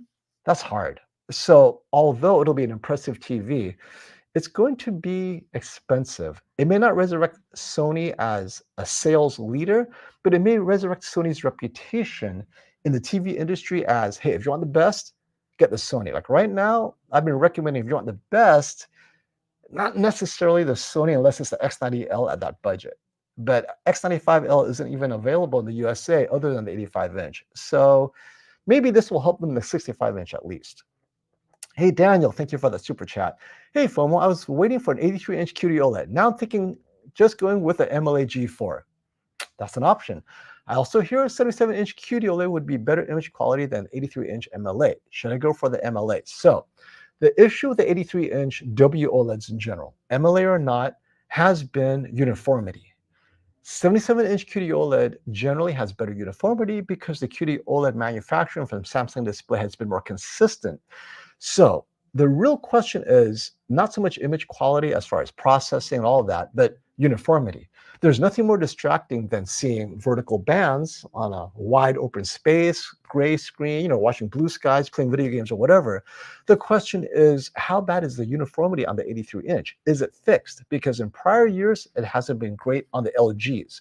Now, Sony seems to be binning their TVs a little bit better, meaning they're rejecting the worst uniformity ones, but even on Sony's, the 83-inch will have worse uniformities than the smaller WOLED sizes. So if you are looking at 83-inch, I would hold off on the QD for the QD OLED because you're more likely to get better uniformity than if you went with the 83-inch MLA. That's a crapshoot, but we won't know until enough people has bought the 83-inch MLA WOLED to see if that uniformity issue has been solved. But last year, it was still an issue with the G3. So stick with QD OLED at the 83-inch, which means you might have to wait until next year. No rush. You're going to hate bad uniformity if you're used to good uniformity.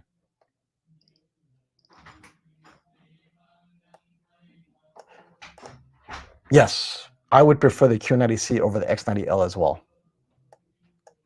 It's also a little bit more expensive, so you kind of get what you pay for.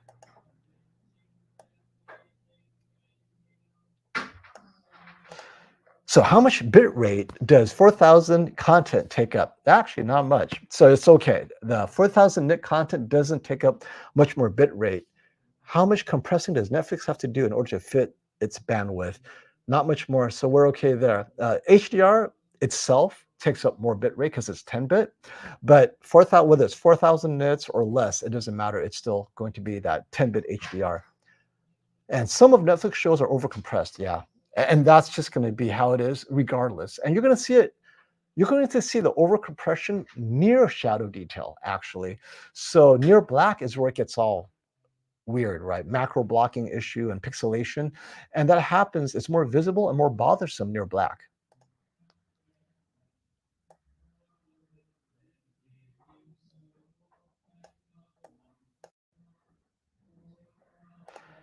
And JR has a great point. I'm sticking with the A90J until bugs get fixed on the A95L. So the A90J was king of TVs back in its day a few years ago. It's still a great TV. Not as bright, but if your content and the brightness is good enough, it really doesn't matter. And the A95L has quality of life bugs that people are beginning to complain of, like Classy, where the inputs labeling changes, or it's not getting the flags right in streaming content. HDR, Dolby Vision, SDR is all swapped up. It's not reading it correctly. And Dolby Vision is just, A90J, Dolby Vision is too dark. On the A95L, it's too bright, but ultimately, A95L is using the new MediaTek chip, not playing nice with the XR Clear or image processor, not playing nice with Google TV. So those three things need to get baked.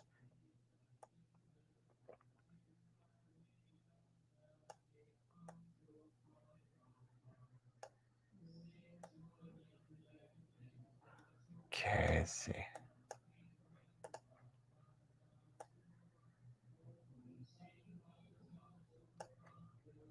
Don has a good point. I've heard the quality of the speakers are more important than the AVR model. And that is actually not just the quality of the speakers. So speaker science is pretty much done. If you get SVS speakers, you're done, right? If you could afford SVS, and SVS is considered a value budget brand to a certain degree, or Rogers Sound Labs, I like them as well. If you can get SVS speakers, your quality of the speakers is complete. The AVR model, more so than the AVR model, let's say a Denon plus SVS setup layout. If you have the speakers laid out correctly, you're done. Because even if you have the right AVR and the right speakers, but your speaker layout is all screwed up, not placed properly, heights or whatever, you're still not going to get the best in terms of that precision placement of all the objects and whatnot.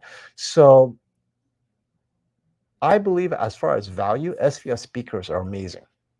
And Denon, right? So it's SVS, Denon, and then really know your speaker layout, make it sure it's correct and accurate to where you are, and you should be done. You don't have to pay a lot to get a good setup. And Klipsch is fine as well, by the way. I just happen to like the SVS's direct to market model, so that's a little bit cheaper for you guys. FOMO, do you believe Sony will have a new 8K TV release this year? Yes. And this is why. This big leap for Sony MiniLED that we're talking about right here, definitely, I feel they're going to apply it to their 8K TV flagship. So I think their true flagship will be the 8K MiniLED. And then, of course, they're going to have a 4K version of this new MiniLED technology. Now, how much this 8K TV is going to cost is probably going to be close to 10 grand, my guess. But yeah, I think they will have the new 8K to show off these new dimming zones, because that extra control works best when you have extra pixels, right? So we'll see though, but that's my guess.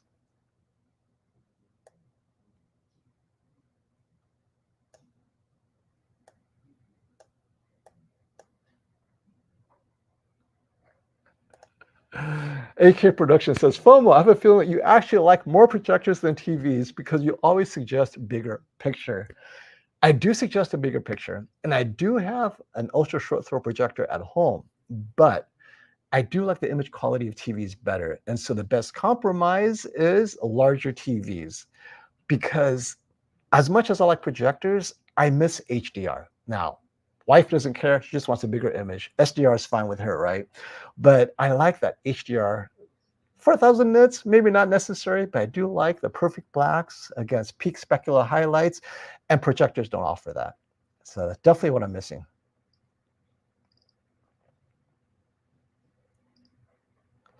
And this goes to the crux of our discussion. Let me get to the right headline here. Tony Tran asks, do you think Mini LED will be very competitive to OLEDs this year, making OLED enthusiasts switch over to Mini LED? If you are an OLED enthusiast, you are not switching. So it's not so much OLED enthusiasts are switching to Mini LED. They're solid into OLED. If you have a QD-OLED, A95K, S95B, S90C, you're not going anywhere. You're just waiting for larger QD-OLED or larger OLED, like the 83-inch MLA. But that's not most people. OLED owners are a small, tiny segment. Most people have these old LCD TVs. They're ready to upgrade. Maybe they're young, getting their first job, ready to get their first TV. This is where the Mini LED makes a difference, because they'll be looking, wait, 83-inch OLED is $4,000 for a non-MLA version? $4,000? I can get 85-inch Mini LED for $1,800. And that's where the problem is for OLED, because $1,800, you can get a 55, 65-inch OLED, right? 65-inch OLED, $1,800. That's about the price of a C3, and it'll be the price of a C4, 1600. But you can get a 75, 85-inch mini LED for that price. And so consumers are looking for value because they're still spending about 1800, but 1800 gets them a larger mini LED TV. And this is where OLED is suffering, is for that same price, people are not buying OLEDs that are smaller if they can fit it. Now, if your size is 65-inch and you want to buy at 1800, okay, S90C, C4, A80L. You can afford all of that. Forget mini LED. That is your size. That is your price.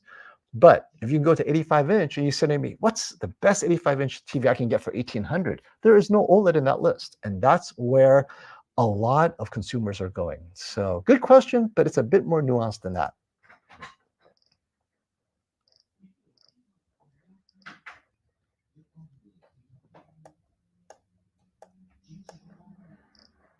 Robert, this is a good comment. I'm going to ask you for a follow-up. I really wish Sony announced something else more ambitious for its backlighting tech. I'm glad they'll continue to try to improve it, but it seems like it's not far enough. So, Robert, what is Sony missing? What more do you want? Sony just promised 4,000 nits, better dimming control, better blooming control than Samsung's best Neo QLED. What more do you want other than lower prices, right? So let us know, Robert. What is Sony missing in the mini LED department?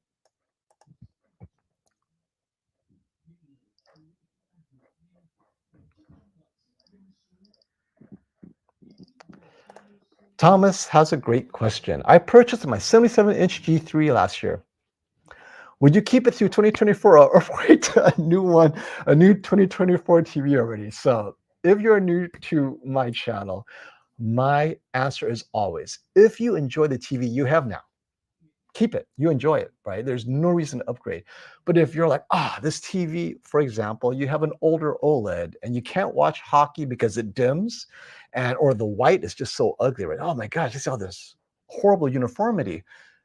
If there's an issue with the TV that you do not like, then it's not so much of an upgrade, but you want to fix that image quality. You're looking for a TV in 2024 that specifically addresses that issue. If your TV is too small, get a bigger TV in 2024.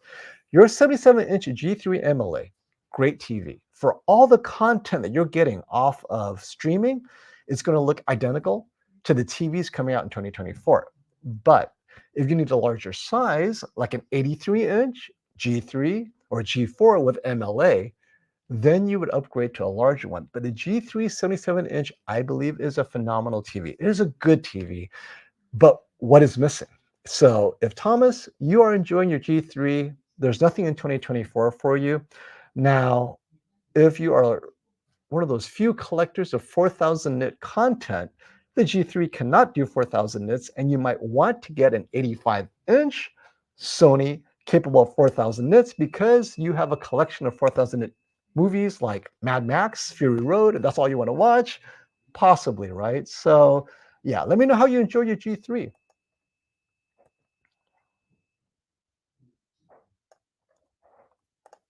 My question was more about quality when it comes to color. If it's worth a smaller TV for the better color. So Daniel, define better color. If it's color accuracy, it requires calibration because out of the box, it's all over the place, right? No TV can guarantee perfect color accuracy out of the box. Some come close, but overall, TVs today, Samsung, LG, Sony, out of the box, they're all okay. So probably not color accuracy. If it's color luminance, meaning that extra bit of color vibrancy, QD OLED is the best. And if you're watching content that takes advantage of that extra color luminance, yes, the 77-inch QD OLED, you will notice that difference because the color luminance really works. But really, it's the color luminance on the QD OLED is what it separates. But if it's OLED versus non-OLED, then it's the infinite contrast of OLED rather than color alone. Because the WOLED TVs like the G3 or the G4, C3 or the C4 is not going to have that same color space, that same level of color luminance as a QD OLED. But then it's content dependent. If you watch old TV shows, doesn't matter. It also depends on the quality of your movie content you're watching.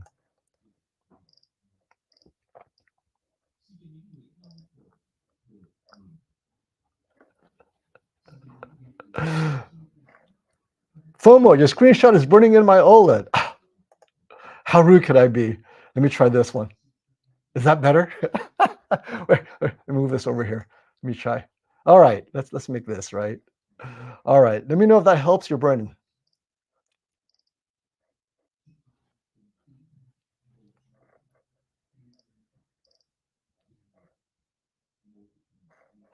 And this goes to the subtleties of the TV market that we can open up the discussion on. Thank you, Maya, for this comment. Because Samsung took a big chunk of OLED premium market, Sony is diverting to LCD to survive and retain profit margins while people still consider it a premium brand. And I think we're misdirecting who took a big chunk of the premium market. Samsung is losing its premium market space. And if you caught my earlier videos, it's Hisense and TCL who's taking a big chunk of that premium market. And I'm going to define the premium market as any TV that costs over $1,500, right? So between $1,500 and $3,000, Hisense and TCL are selling as many TVs together now as OLED TVs. That's a huge chunk, and that includes Sony OLED TVs as well. So Sony is actually competing with Hisense and TCL more than any, as well as Samsung is competing with Hisense and TCL. The common thread is Hisense and TCL's value proposition and image quality. And yes, as a result, Sony's LCD mini LED approach is actually giving them better margins. So yeah, that makes sense. If you're going to sell fewer TVs, better to sell fewer OLED and more LCD TVs, because the LCD TVs margins are better for the same price, right? So if Sony could move more $2,000 mini LED TVs, it would rather do that than move more $2,000 OLEDs, because the margins on its mini LED TVs are better. And that applies to Samsung as well, and LG, and Hisense and TCL. That's why, to someone's question earlier, when is Hisense and TCL going to sell OLED? Not until they have access to cheaper OLED panels. They have access to cheaper, well, when I say cheaper, less costly LCD, mini LED backlight systems. They have access to that. So they could price it at the prices they have now, right? 85-inch, $1,800. They don't have access to any OLED panels that allows them to price it at $1,800 and still make money.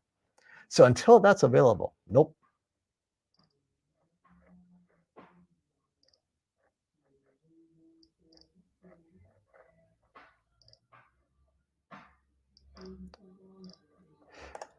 Onkyo RZ50 is amazing. Talk about the AVR. And Manuel, are you using Onkyo's amazing feature? I think Onkyo has the Dirac, right? Dirac on that. Yeah, I think the Onkyo is an amazing deal for sure. And as far as I'm concerned, most AVRs do their job. And so reviewing it, you end up reviewing quality of life features. Oh, does the input work? Oh, is the UI easy to use? Oh, does the room correction, is it easy, right? Does it come with a microphone? Yeah, most AVRs just work out of the box. You buy the one you can afford, and you start with Denon, and you go from there. But Onkyo is great. Pioneer too, right? The Onkyo cousin.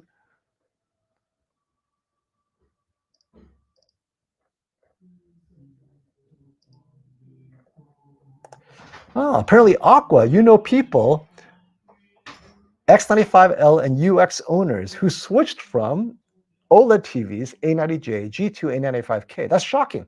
That's shocking. So that's interesting, Aqua. Is it because it's larger and brighter? Because a lot of enthusiasts who have OLED cannot go back. But that's cool to hear. That's very great.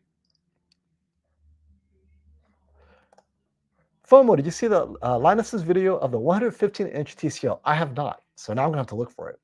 I assume he liked it?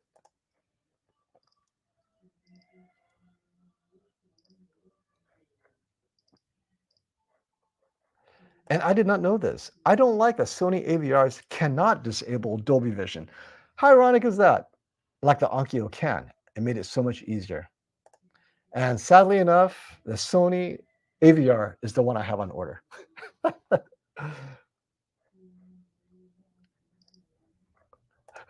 And this is the best part. So the FOMO never ends, because if I wait for the 83-inch QD OLED model, then I'll want the blue phosphorescent OLED that might come.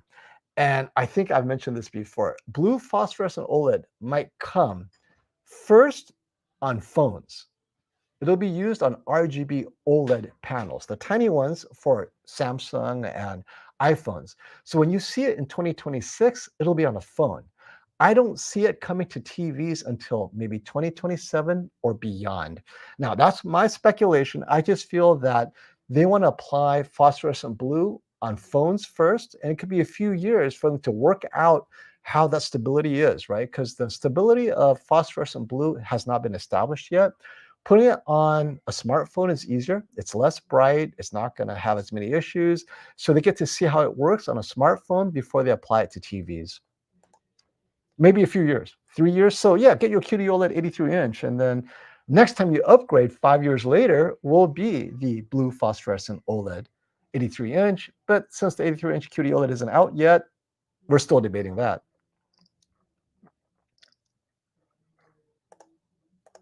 Happy New Year to you. Thank you, Buddy Love, for the super chat. Happy New Year. I like Sony's direction. New mini LED TV, new mini LED this year, new OLED next. Yeah, I think they're waiting for a Samsung display to upgrade that QD OLED and make something happen special in 2025.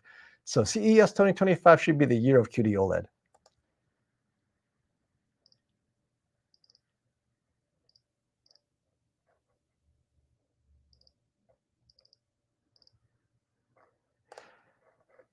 Correct, Steve. I agree with you. Darak, base management is where it's at, but it's only worth it if you have the additional subwoofer, more than one subwoofer. Agreed.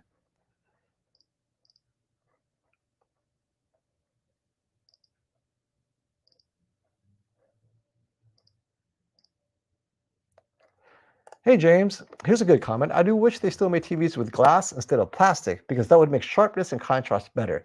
The issue is, regardless if it's glass or plastic, they also layer on anti-glare, and then you have that wide angle filter. All of that has a deeper impact on sharpness and contrast.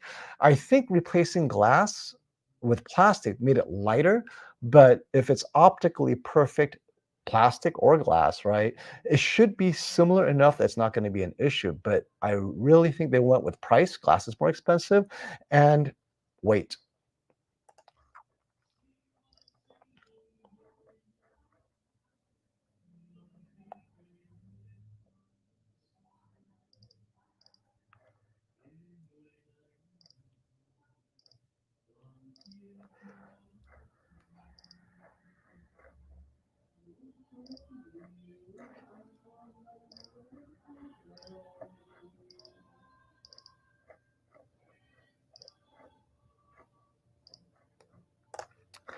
Yes. Caleb did say that the 2024 Sony MiniLED prototype blew away the X95L. What's your take on that, FOMO? I'm going to have to agree only because I haven't seen it. I will see it at CES, but the question is, everyone who's seen it has been impressed, right? Whether it's Flat Panels HD or whether it's John Archer, the people who've posted their reviews of the prototype have seen it compared to the Samsung's best Neo QLED as well the X95L. And what they noted most was contrast improvements and blooming control. That's impressive. So if that was so significant that they were blown away, it's a step closer to OLED, but much brighter. I'm excited. Now, whether this is an 8K TV or 4K, actually, we don't know. I mean, for all we know, it could be an 8K TV, but I don't think so. I think there were 65 inches, which means probably a 4K. But these hyperbole, these comments are so hyperbolic, right? Oh, it's so awesome. That makes me excited to see how it compares to dimming zone count. So Sony obviously will have less dimming zones than a Samsung, a Hisense, or a TCL. The question is, will the new technology make up the difference? And it sounds like it will. So can't wait to see it at CES. Now, we won't have it side by side with the TCL or the Hisense, but we will. So Brook and Blaze, if you wait until May, if Sony releases its Mini LED by June, we'll have it all lined up for you at M-Wave. If it's before June, then I'll fly to Value Electronics and have Robert line up the new Sony Mini LED against the older one or the older Samsung, maybe the Samsung QNED or an OLED, and we'll see how this compares to the best of the best this year. Definitely, I'm very curious, but I'm excited for sure.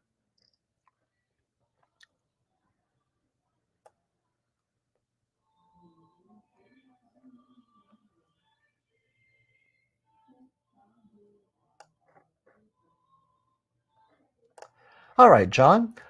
Hi, I have a 4-year-old LG OLED 65-inch. I would like to upgrade and could buy a refurbished 83-inch C2 for 6,000 New Zealand dollars, or should I buy a bigger 2024 Hisense? You have a 4-year-old OLED. You're coming from an OLED. Size is important. The problem is you're going to notice the difference in contrast. I like the 83-inch C2 a lot. N- Go with the 83-inch C2 because it's so similar to your OLED in terms of the contrast. More importantly, if you do get the 83-inch C2 because it's refurbished, make sure you get an extended warranty with that because we don't know the quality of the refurbishment. But if you can get an extended warranty with the C2 83-inch, I would go with that because if you go bigger, then you better go with a 98-inch. Now, going with a 98-inch or 100-inch Hisense, it's a whole different experience. Now we're talking like a theater experience. So if you're thinking Hisense 110-inch UX, I don't know if it's going to be 6,000 New Zealand dollars, but if that's what you're looking at, then I'd hold off until after CES because TCL will be releasing a lot of different 98-inch TVs at different price points, from the less expensive LCD, edge lit, direct lit, all the way up to their best mini LEDs will be 98 inches, and Hisense will do the same. So if you're looking at 100 inches or more around there, then hold off until 2024 for sure. Because I think that size makes up the difference for the loss in contrast. But that's me. Some people will disagree. Oh, I can't lose the contrast. So I don't know how important contrast is for you, but I think size at that size trumps contrast for me.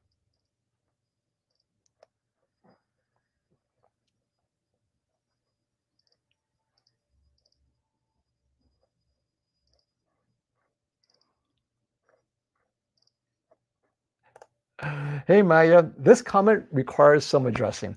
So you are saying Sony is waiting for Samsung to make QD-OLED better so they benefit from their innovation. Sounds like a copycat to me. So how TV makers work is, when it comes to OLED, there's only two OLED makers out there, LG Display and Samsung Display. LG Display makes WOLED panels for everyone. Sony, Panasonic, and Samsung Display makes QD-OLED for everyone as well. And what Sony does is they will take, LG Displays, WOLED, or Samsung Displays, QD-OLED, and then they will layer their processing on top of that. So Samsung offers them that QD-OLED core technology, and they improve on that. And so it's not so much a copycat, but Sony is limited to what QD OLED technology is available to them from Samsung Display. And if Samsung Display doesn't improve QD OLED this year, Sony's like, well, what are we improving? I mean, our XR Clear is so good, there's nothing more we can do other than fix our current XR Clear on the A95L to make it work better. So let's say for the sake of argument, this year if Samsung says our QD OLED is amazing, it's double the brightness, it goes up to 2,000 nits, then maybe Sony would take that QD OLED and introduce a TV.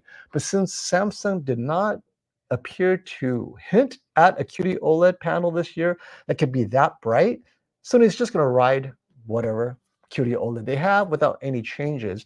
And this also applies to LG's MLA. Panasonic used LG's MLA last year, so they had made an amazing MZ2000 using LG Display's MLA technology on the WOLED panel. And maybe Panasonic this year will use QD OLED. We don't know. So it's not so much copycat, but this is why Sony doesn't have its own panel manufacturing, doesn't make its own OLED.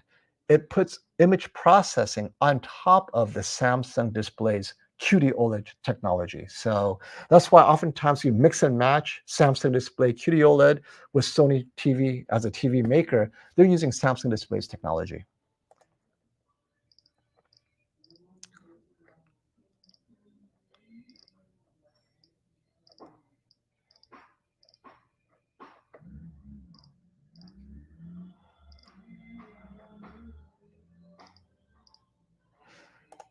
Sony never shows up at CES, says Manuel. Their stuff will be released in March or April usually.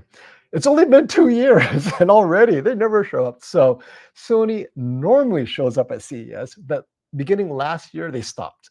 And this year, they stopped again because they're like, wait, we didn't show up to CES last year for the first time and nothing bad happened. As a matter of fact, we had some pretty good sales. Why should we show up to CES at all? So this year they're continuing what they started last year, which is not showing up to CES, right? They're going to announce something in February probably.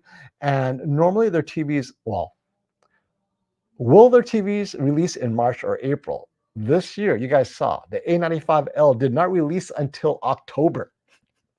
So whether it releases in March and April remains to be seen. What is released in March and April? Will it be the X90M? Will it be the A80L successor? When will the Mini LED release? We just don't know, but we'll get more of an idea once I get Robert Zone on, because he is their diamond dealer, so he will know when he gets those TVs. At least have a ballpark.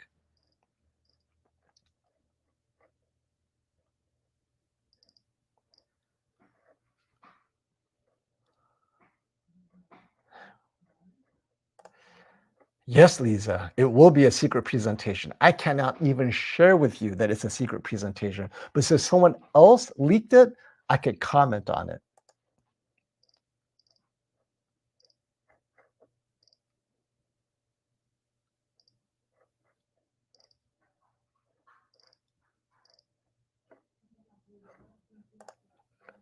Am I late to this? Hey, Apple Jelly TV, not late. We're just almost 2 hours into it, but it's okay. I'll answer your questions.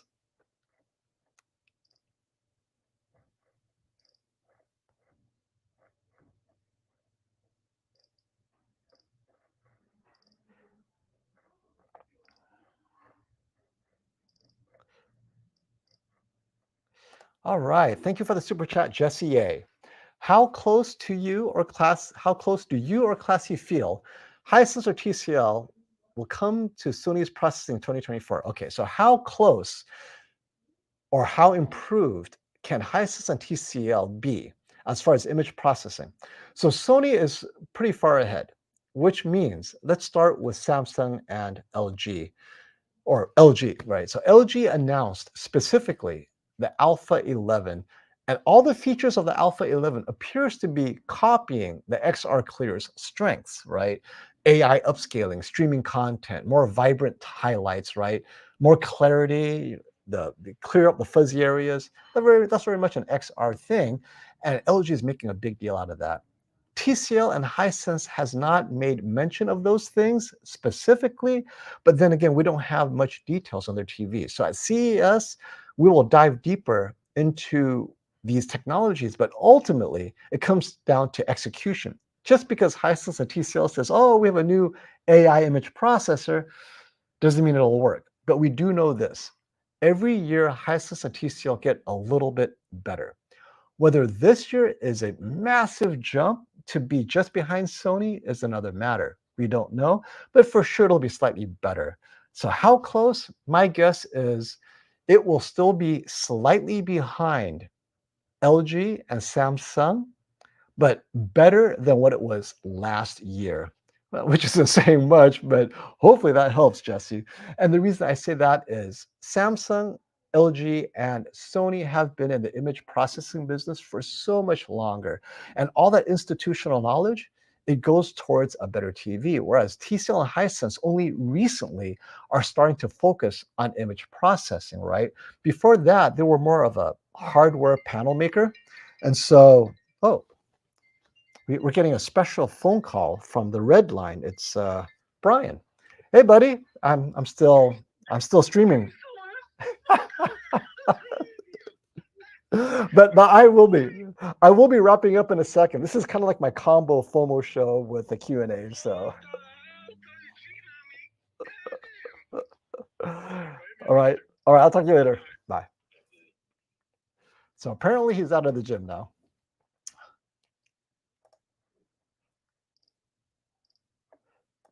Sony is double secret. Well, I don't know how much of a secret it is now that everyone's talked about this mini LED backlight, whatever.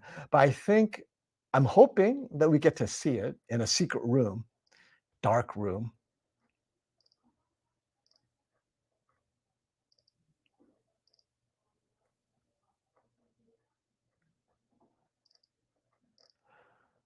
Tarax, thank you for that super chat, Taras. I took your advice, not Brian's. I upgraded from an 85-inch Q70A. He said go bigger. You said go better. I went with an 83-inch A80L. Wow, what a big difference. Didn't notice the 1.8-inch size difference. Way nicer. Thank you, FOMO. Well, you're welcome, Taras. I'm glad you're enjoying the A80L OLED. And ironically, Brian owns the 83-inch A80L. Maybe I was the one that said bigger. I forget. We keep on alternating who says bigger now. But thank you again, Taras. I'm glad you enjoyed. And Seek wants to let us know, I don't want to wait 2 years for the 83-inch QD OLED on Black Friday.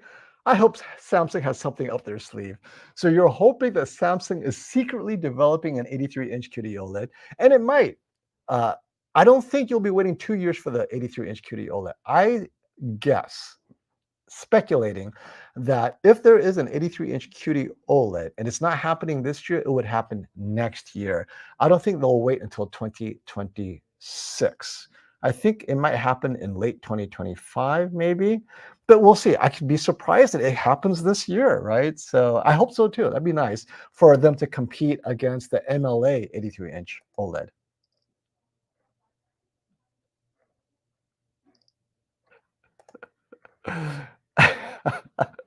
Thank you for that apple jelly. FOMO is the brother we never knew we needed. Hey, brother. All right. I think I could go another few minutes, right? It's gonna be 2 hours. Let's clean it up at 2 hour mark is great. Hey, Brooklyn Blaze, Happy New Year, FOMO. Happy New Year to you, my friend. Here's to a happy and healthy 2024.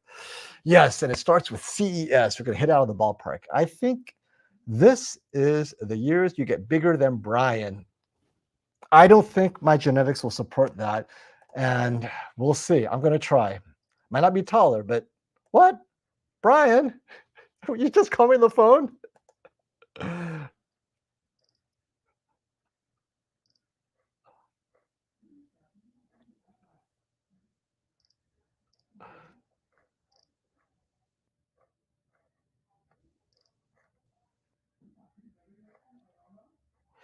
This is a good point, James. The other thing with OLED people should watch out for is brightness loss because it's organic panel. At 10 years, it will be half as bright as the day you bought it. If you have it on high lumens, so you watch bright content, you'll notice this. James, you're right. And so this is the gamble that many TV makers that sell OLEDs are betting on. The average replacement is around 4 years right now. 4 years to replace a TV. Okay, 5. That means that most people won't notice the dimming because they won't have it for 10 years. But worse still, if you watch the ratings longevity test, TVs don't even last very long at all. Forget burn-in or brightness. They fail prematurely for other issues, right? Power board or chipset or whatever. It just fails. They just stop working altogether. It doesn't matter what brand it is. So maybe the dimming isn't an issue if your TV won't even last 5 or 6 years. But yes, that is true. OLED does have a brightness half-life that is shorter than an LCD TV.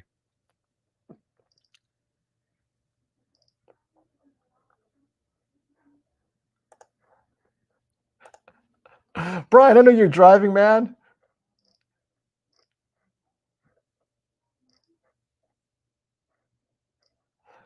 And this is an interesting point. Ratings tested the luminous loss. The OLEDs they have tested haven't lost any brightness in the 10,000 to 20,000 hours, but LCDs did. What does that tell you?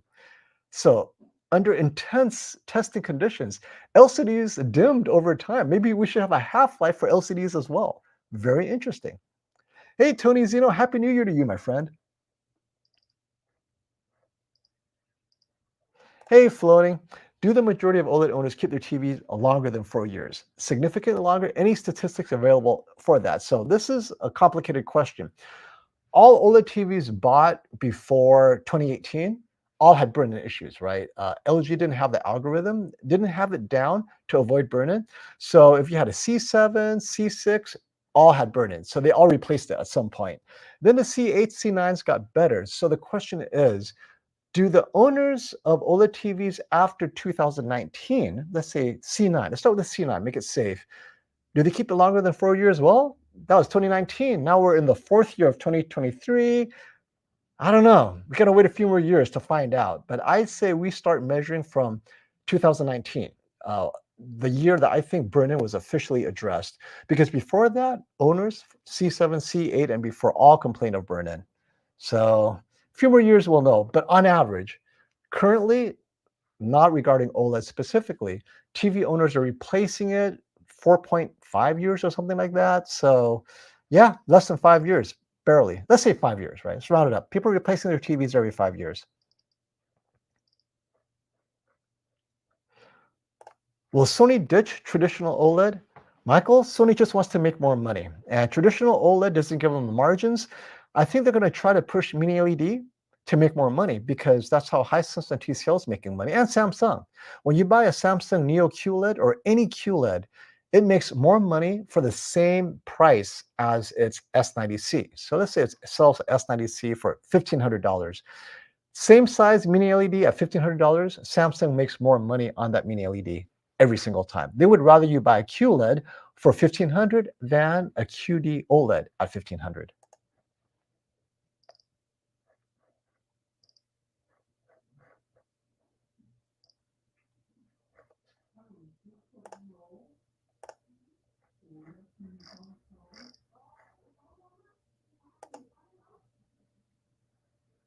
Oh, did Brian just come on? Brian came on, he left.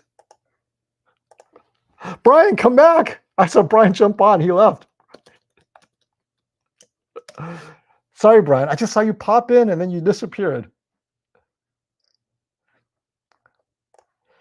Happy New Year, Lisa. Thank you for the super chat. I will have fun at CES. So Brian, I will have so much fun. We have so much planned for you guys. It's not even funny. So we're going to have booth tours and all this stuff. We're going to try to put out live content. It's going to be awesome. And we're going to bump into your favorite YouTubers and collaborators. We're going to see KG there, Caleb there. I'm going to try to do some photo bombing, right, in my handsome purple suit.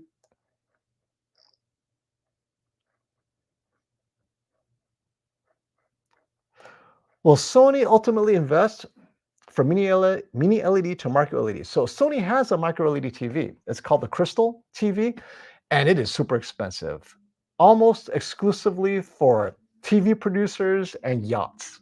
We're talking several $100,000, more expensive than Samsung's best micro LED. The Sony micro LED Crystal TV is like theater quality, and it requires a professional to put it up. Sony itself sets it up. They already have micro LED. It's just way too expensive at consumer sizes. And so we're not going to see micro LED anytime soon. All right. Let's see here.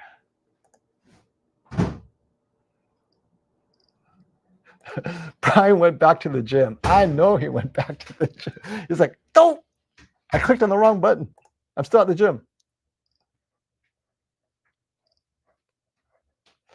Is Brian and Brandon going to CES too? Yes. Brian, Brandon, KG, and myself will be at CES and many others. You'll see a lot of Brian and I at CES for sure.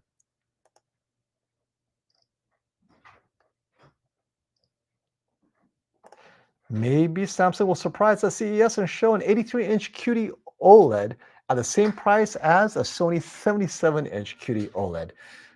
I don't think so, but I could be wrong, but I don't think so. They're definitely focused on selling more QD OLEDs. I have heard nothing about them making larger QD OLEDs, but there's always a surprise every year. And this year's surprise are twofold.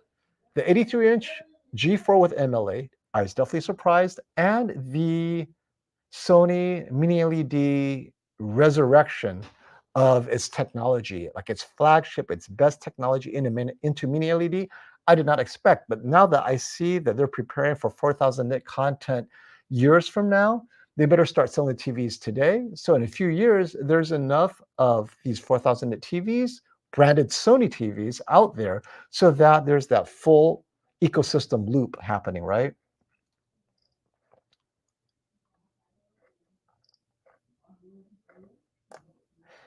LED is also more efficient for EU power regulation than competing OLED at the moment. I did not know that, James. I thought OLED was more efficient, but you know, I know that 8K is definitely not efficient enough. So this is a good point. I don't know. If that's true, well, I can see why Sony did that. But for sure, OLED cannot get bright enough. I mean, it maxes out at brightness is below 2000 nits, maxed out. And these mini LEDs are going for 4,000. So Sony, who knew that Sony would take the 4,000 nit battle now? I thought the brightness wars was over until Sony's announcement. So I guess they've resurrected the brightness wars again. Vizio, this was your chance.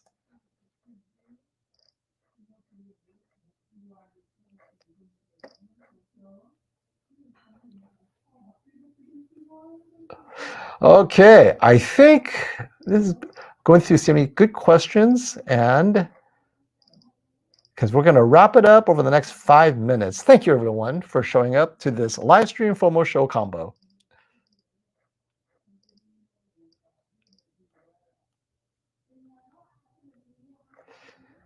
Z9M is the flagship they're talking about. But if it's a Z9M, is it an 8K or a 4K?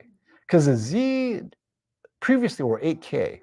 I would love it that if it's a 4K, personally. So I'm hoping it's a 4K and not 8K, because you're going to get 4,000 nits out of a 4K TV without violating EU power standards. But if it's 8K and 4,000 nits, you're going to start blowing some fuses for sure.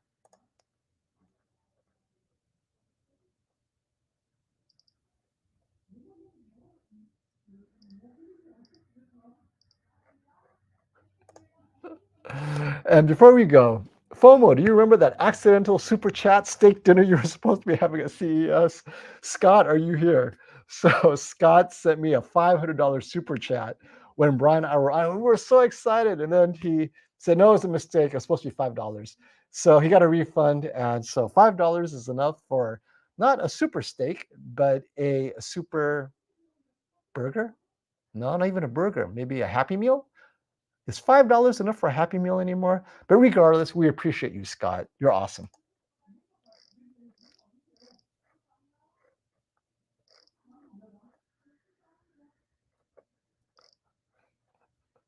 I don't think I can get a Big Mac for $5 even. Not at CES. CES water is $5 for sure. I cannot get a Big Mac for $5. Okay, let's see. Let's see. I think we're good. Oh, you know what? I'll end with this comment. This is a good one. Stop the FOMO. Can you check in with the nanosys guys on how quantum dot electroluminescence is going? Not the OLED-based model, but the self-emissive quantum dot. Yes, so we saw this at Display Week last May. Was it May or June? Something like that. Over the spring, we saw it at Display Week. So nanosys pointed me over to BOE, and BOE was putting together a self-emissive quantum dot TV. So all the dots are quantum dot, but the problem was they did not have blue. So it was just red and green. And I asked them, so when is this ready? When can it get bigger? It was really tiny, right? And the BOE guy's like, we can't make TVs yet because there's no blue. So we're waiting for blue self-emissive quantum dots. Blue is always a problem, no matter what the technology, OLED, micro LED, quantum dot. It's not as stable. And so they don't have a stable enough blue quantum dot self-emissive. Until they have that blue, no TV, nothing, right? So they have red and green. They're working on blue to get it stable and bright enough, right? Because if it gets bright, it's unstable. And so, it's all that jazz, right? But that's where we are right now with quantum dot. It looks like we're about 5 years away at best.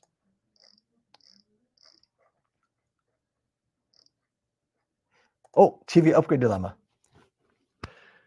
Hey, FOMO, TV upgrade dilemma. I want a fancy 55-inch QD OLED. Wife wants a bigger Hisense. compromise possible? Maybe CES has a smaller QD OLED or cheaper LCDs. Yes. So this year, 2024, will have the best performing LCD TVs ever. Now, in the past, my fear was that LCD TVs were on the decline, but apparently Hisense and TCL have really invested in improving the LCD TV quality for a good price. So for the price of a fancy 55-inch QD OLED, so let's say 55-inch QD OLED, fancy, we're talking S90C, $1,200. You can get a 75-inch mini LED TV from Hisense or TCL next year. That will be better than this year. So the LCD TV will not be cheaper. It'll be larger for the same price, and it may work. It may work for you. So let's hold off and find out what happens at CES. Classy has a question for me. Stop the FOMO. What are you personally hoping for or excited in 2024? So I did not expect the Sony Mini LED. I am so excited to see Sony competing. I have written Sony off ever since the backlight Mini LED fiasco of the X95K. I just assumed that Sony mailed it in and gave up. And then the X95L came out, but no 55 to 65 inch. It's like, they don't care anymore. And then this happens, this whole backlight mini LED upgrade, an all new technology that no one else has. It's exclusive to Sony. And they're showing the image quality comparisons against the best of Samsung's mini LED, Neo QLED, and everyone's impressed. And it's better than the X95L last year, which people have said was the best mini LED money could buy last year. I have hopes that this will be the year that first Sony will reclaim the crown from all the other LCD makers, right? I love to have it. Well, I'm going to have it in my studio to compare against the best from Hisense and TCL and Samsung. And then, of course, we'll see how, with its XR Clear, can it do enough to convince me that it's a viable option over OLED for the same size? Could this be the TV that does it? Because up to this point, you and I have always said, for the same size, OLED still is so good. Even though it doesn't get as bright, LG G3 MLA got bright. So actually, the LG G3 MLA solved that problem for most people. Can the Sony Mini LED bring interest back to LCD TVs for a premium? Because it's not going to be cheap. I'm very excited about the Sony because of that. Now, I know I built up my excitement for the backlight master drive, the BMD. It was so disappointing. But then again, when they introduced it, there was no demo. There was nothing. It was just like, oh, backlight master drive was back, and we're hyped out of our minds only to be disillusioned. I think this is a real deal based on everyone who's been to Tokyo and back. And that's everyone. Just wow, right? So this could be it. The Sony Mini LED, I don't even know what the name is. What are they calling it? Backlight Master Drive 2. They should have reserved Backlight Master Drive for this technology. So Sony really shot its load off way too early. So maybe they will resurrect Backlight Master Drive for this technology. This is truly innovative based on what we're seeing. So I'm excited for that, and at a larger size. So 98-inch. So let's stop and think about that. If Sony could bring this to the 100-inch or the 98-inch size, that's a game changer at under $10,000. We'll see, because the 97-inch OLED, 24, 25, $30,000 is crazy. This 97-inch would justify that $10,000 price point if the quality is there. Hey, thanks for that super chat. Ugar Oz, which monitor you would get if price doesn't matter? Mainly to play on PS5, definitely a 34-inch QD OLED from Samsung. Um, so if you are paying PS5, get the 34-inch QD OLED. If you need that response, that low latency, that 4080, if you have 480 hertz, if you have need of a 480 hertz monitor, which the LG has available, then that is unique to the LG. But it sounds like PS5, that its image quality, color luminance, vibrancy, then the 34-inch QD OLED is the one I would get.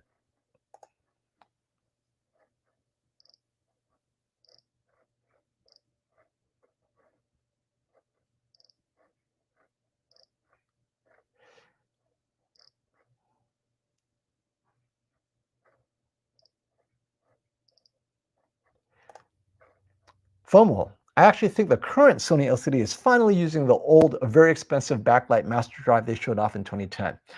I have to agree that this year, Sony LCD TVs really stepped up. The X90L, I know I've said it before, for an entry-level X90 series, it really impressed me. It easily matched the performance and brightness of the QM8 and U8H. Although those two TVs had better contrast, the color quality, the processing on the X90L made up the difference. So I end up recommending that more often than not. But yeah, Sony did something special this year and they just upped their game in 2024. Or they did something special in 2023 with LCD TVs and they really, really laid into it this year.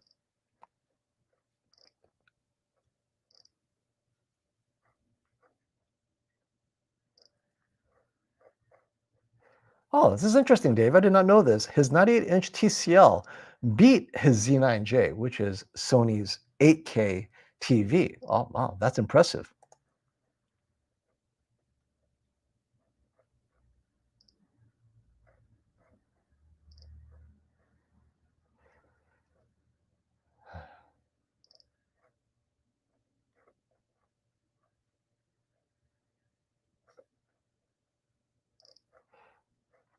And this is a good way to end the stream. When are you leaving for Vegas, FOMO? I am leaving first thing tomorrow morning. Oh, first thing Sunday morning. Tomorrow I have to prep and finalize all of my scheduling to meet with all the brands. So yes, I'll be in Vegas Sunday, and we actually are going to start seeing the brands on Sunday, and then we'll have a live stream sometime on Sunday, and we'll share with you what we're seeing. And so see y'all on Sunday. I think I posted my live stream link, but I will post it today so you guys we can start watching and have fun this CES. But thank you very much. Until next time, everyone, stop the FOMO. Wait, let me double check. Did I catch all of my super chats? I think I did. All right. Happy New Year. See y'all at CES.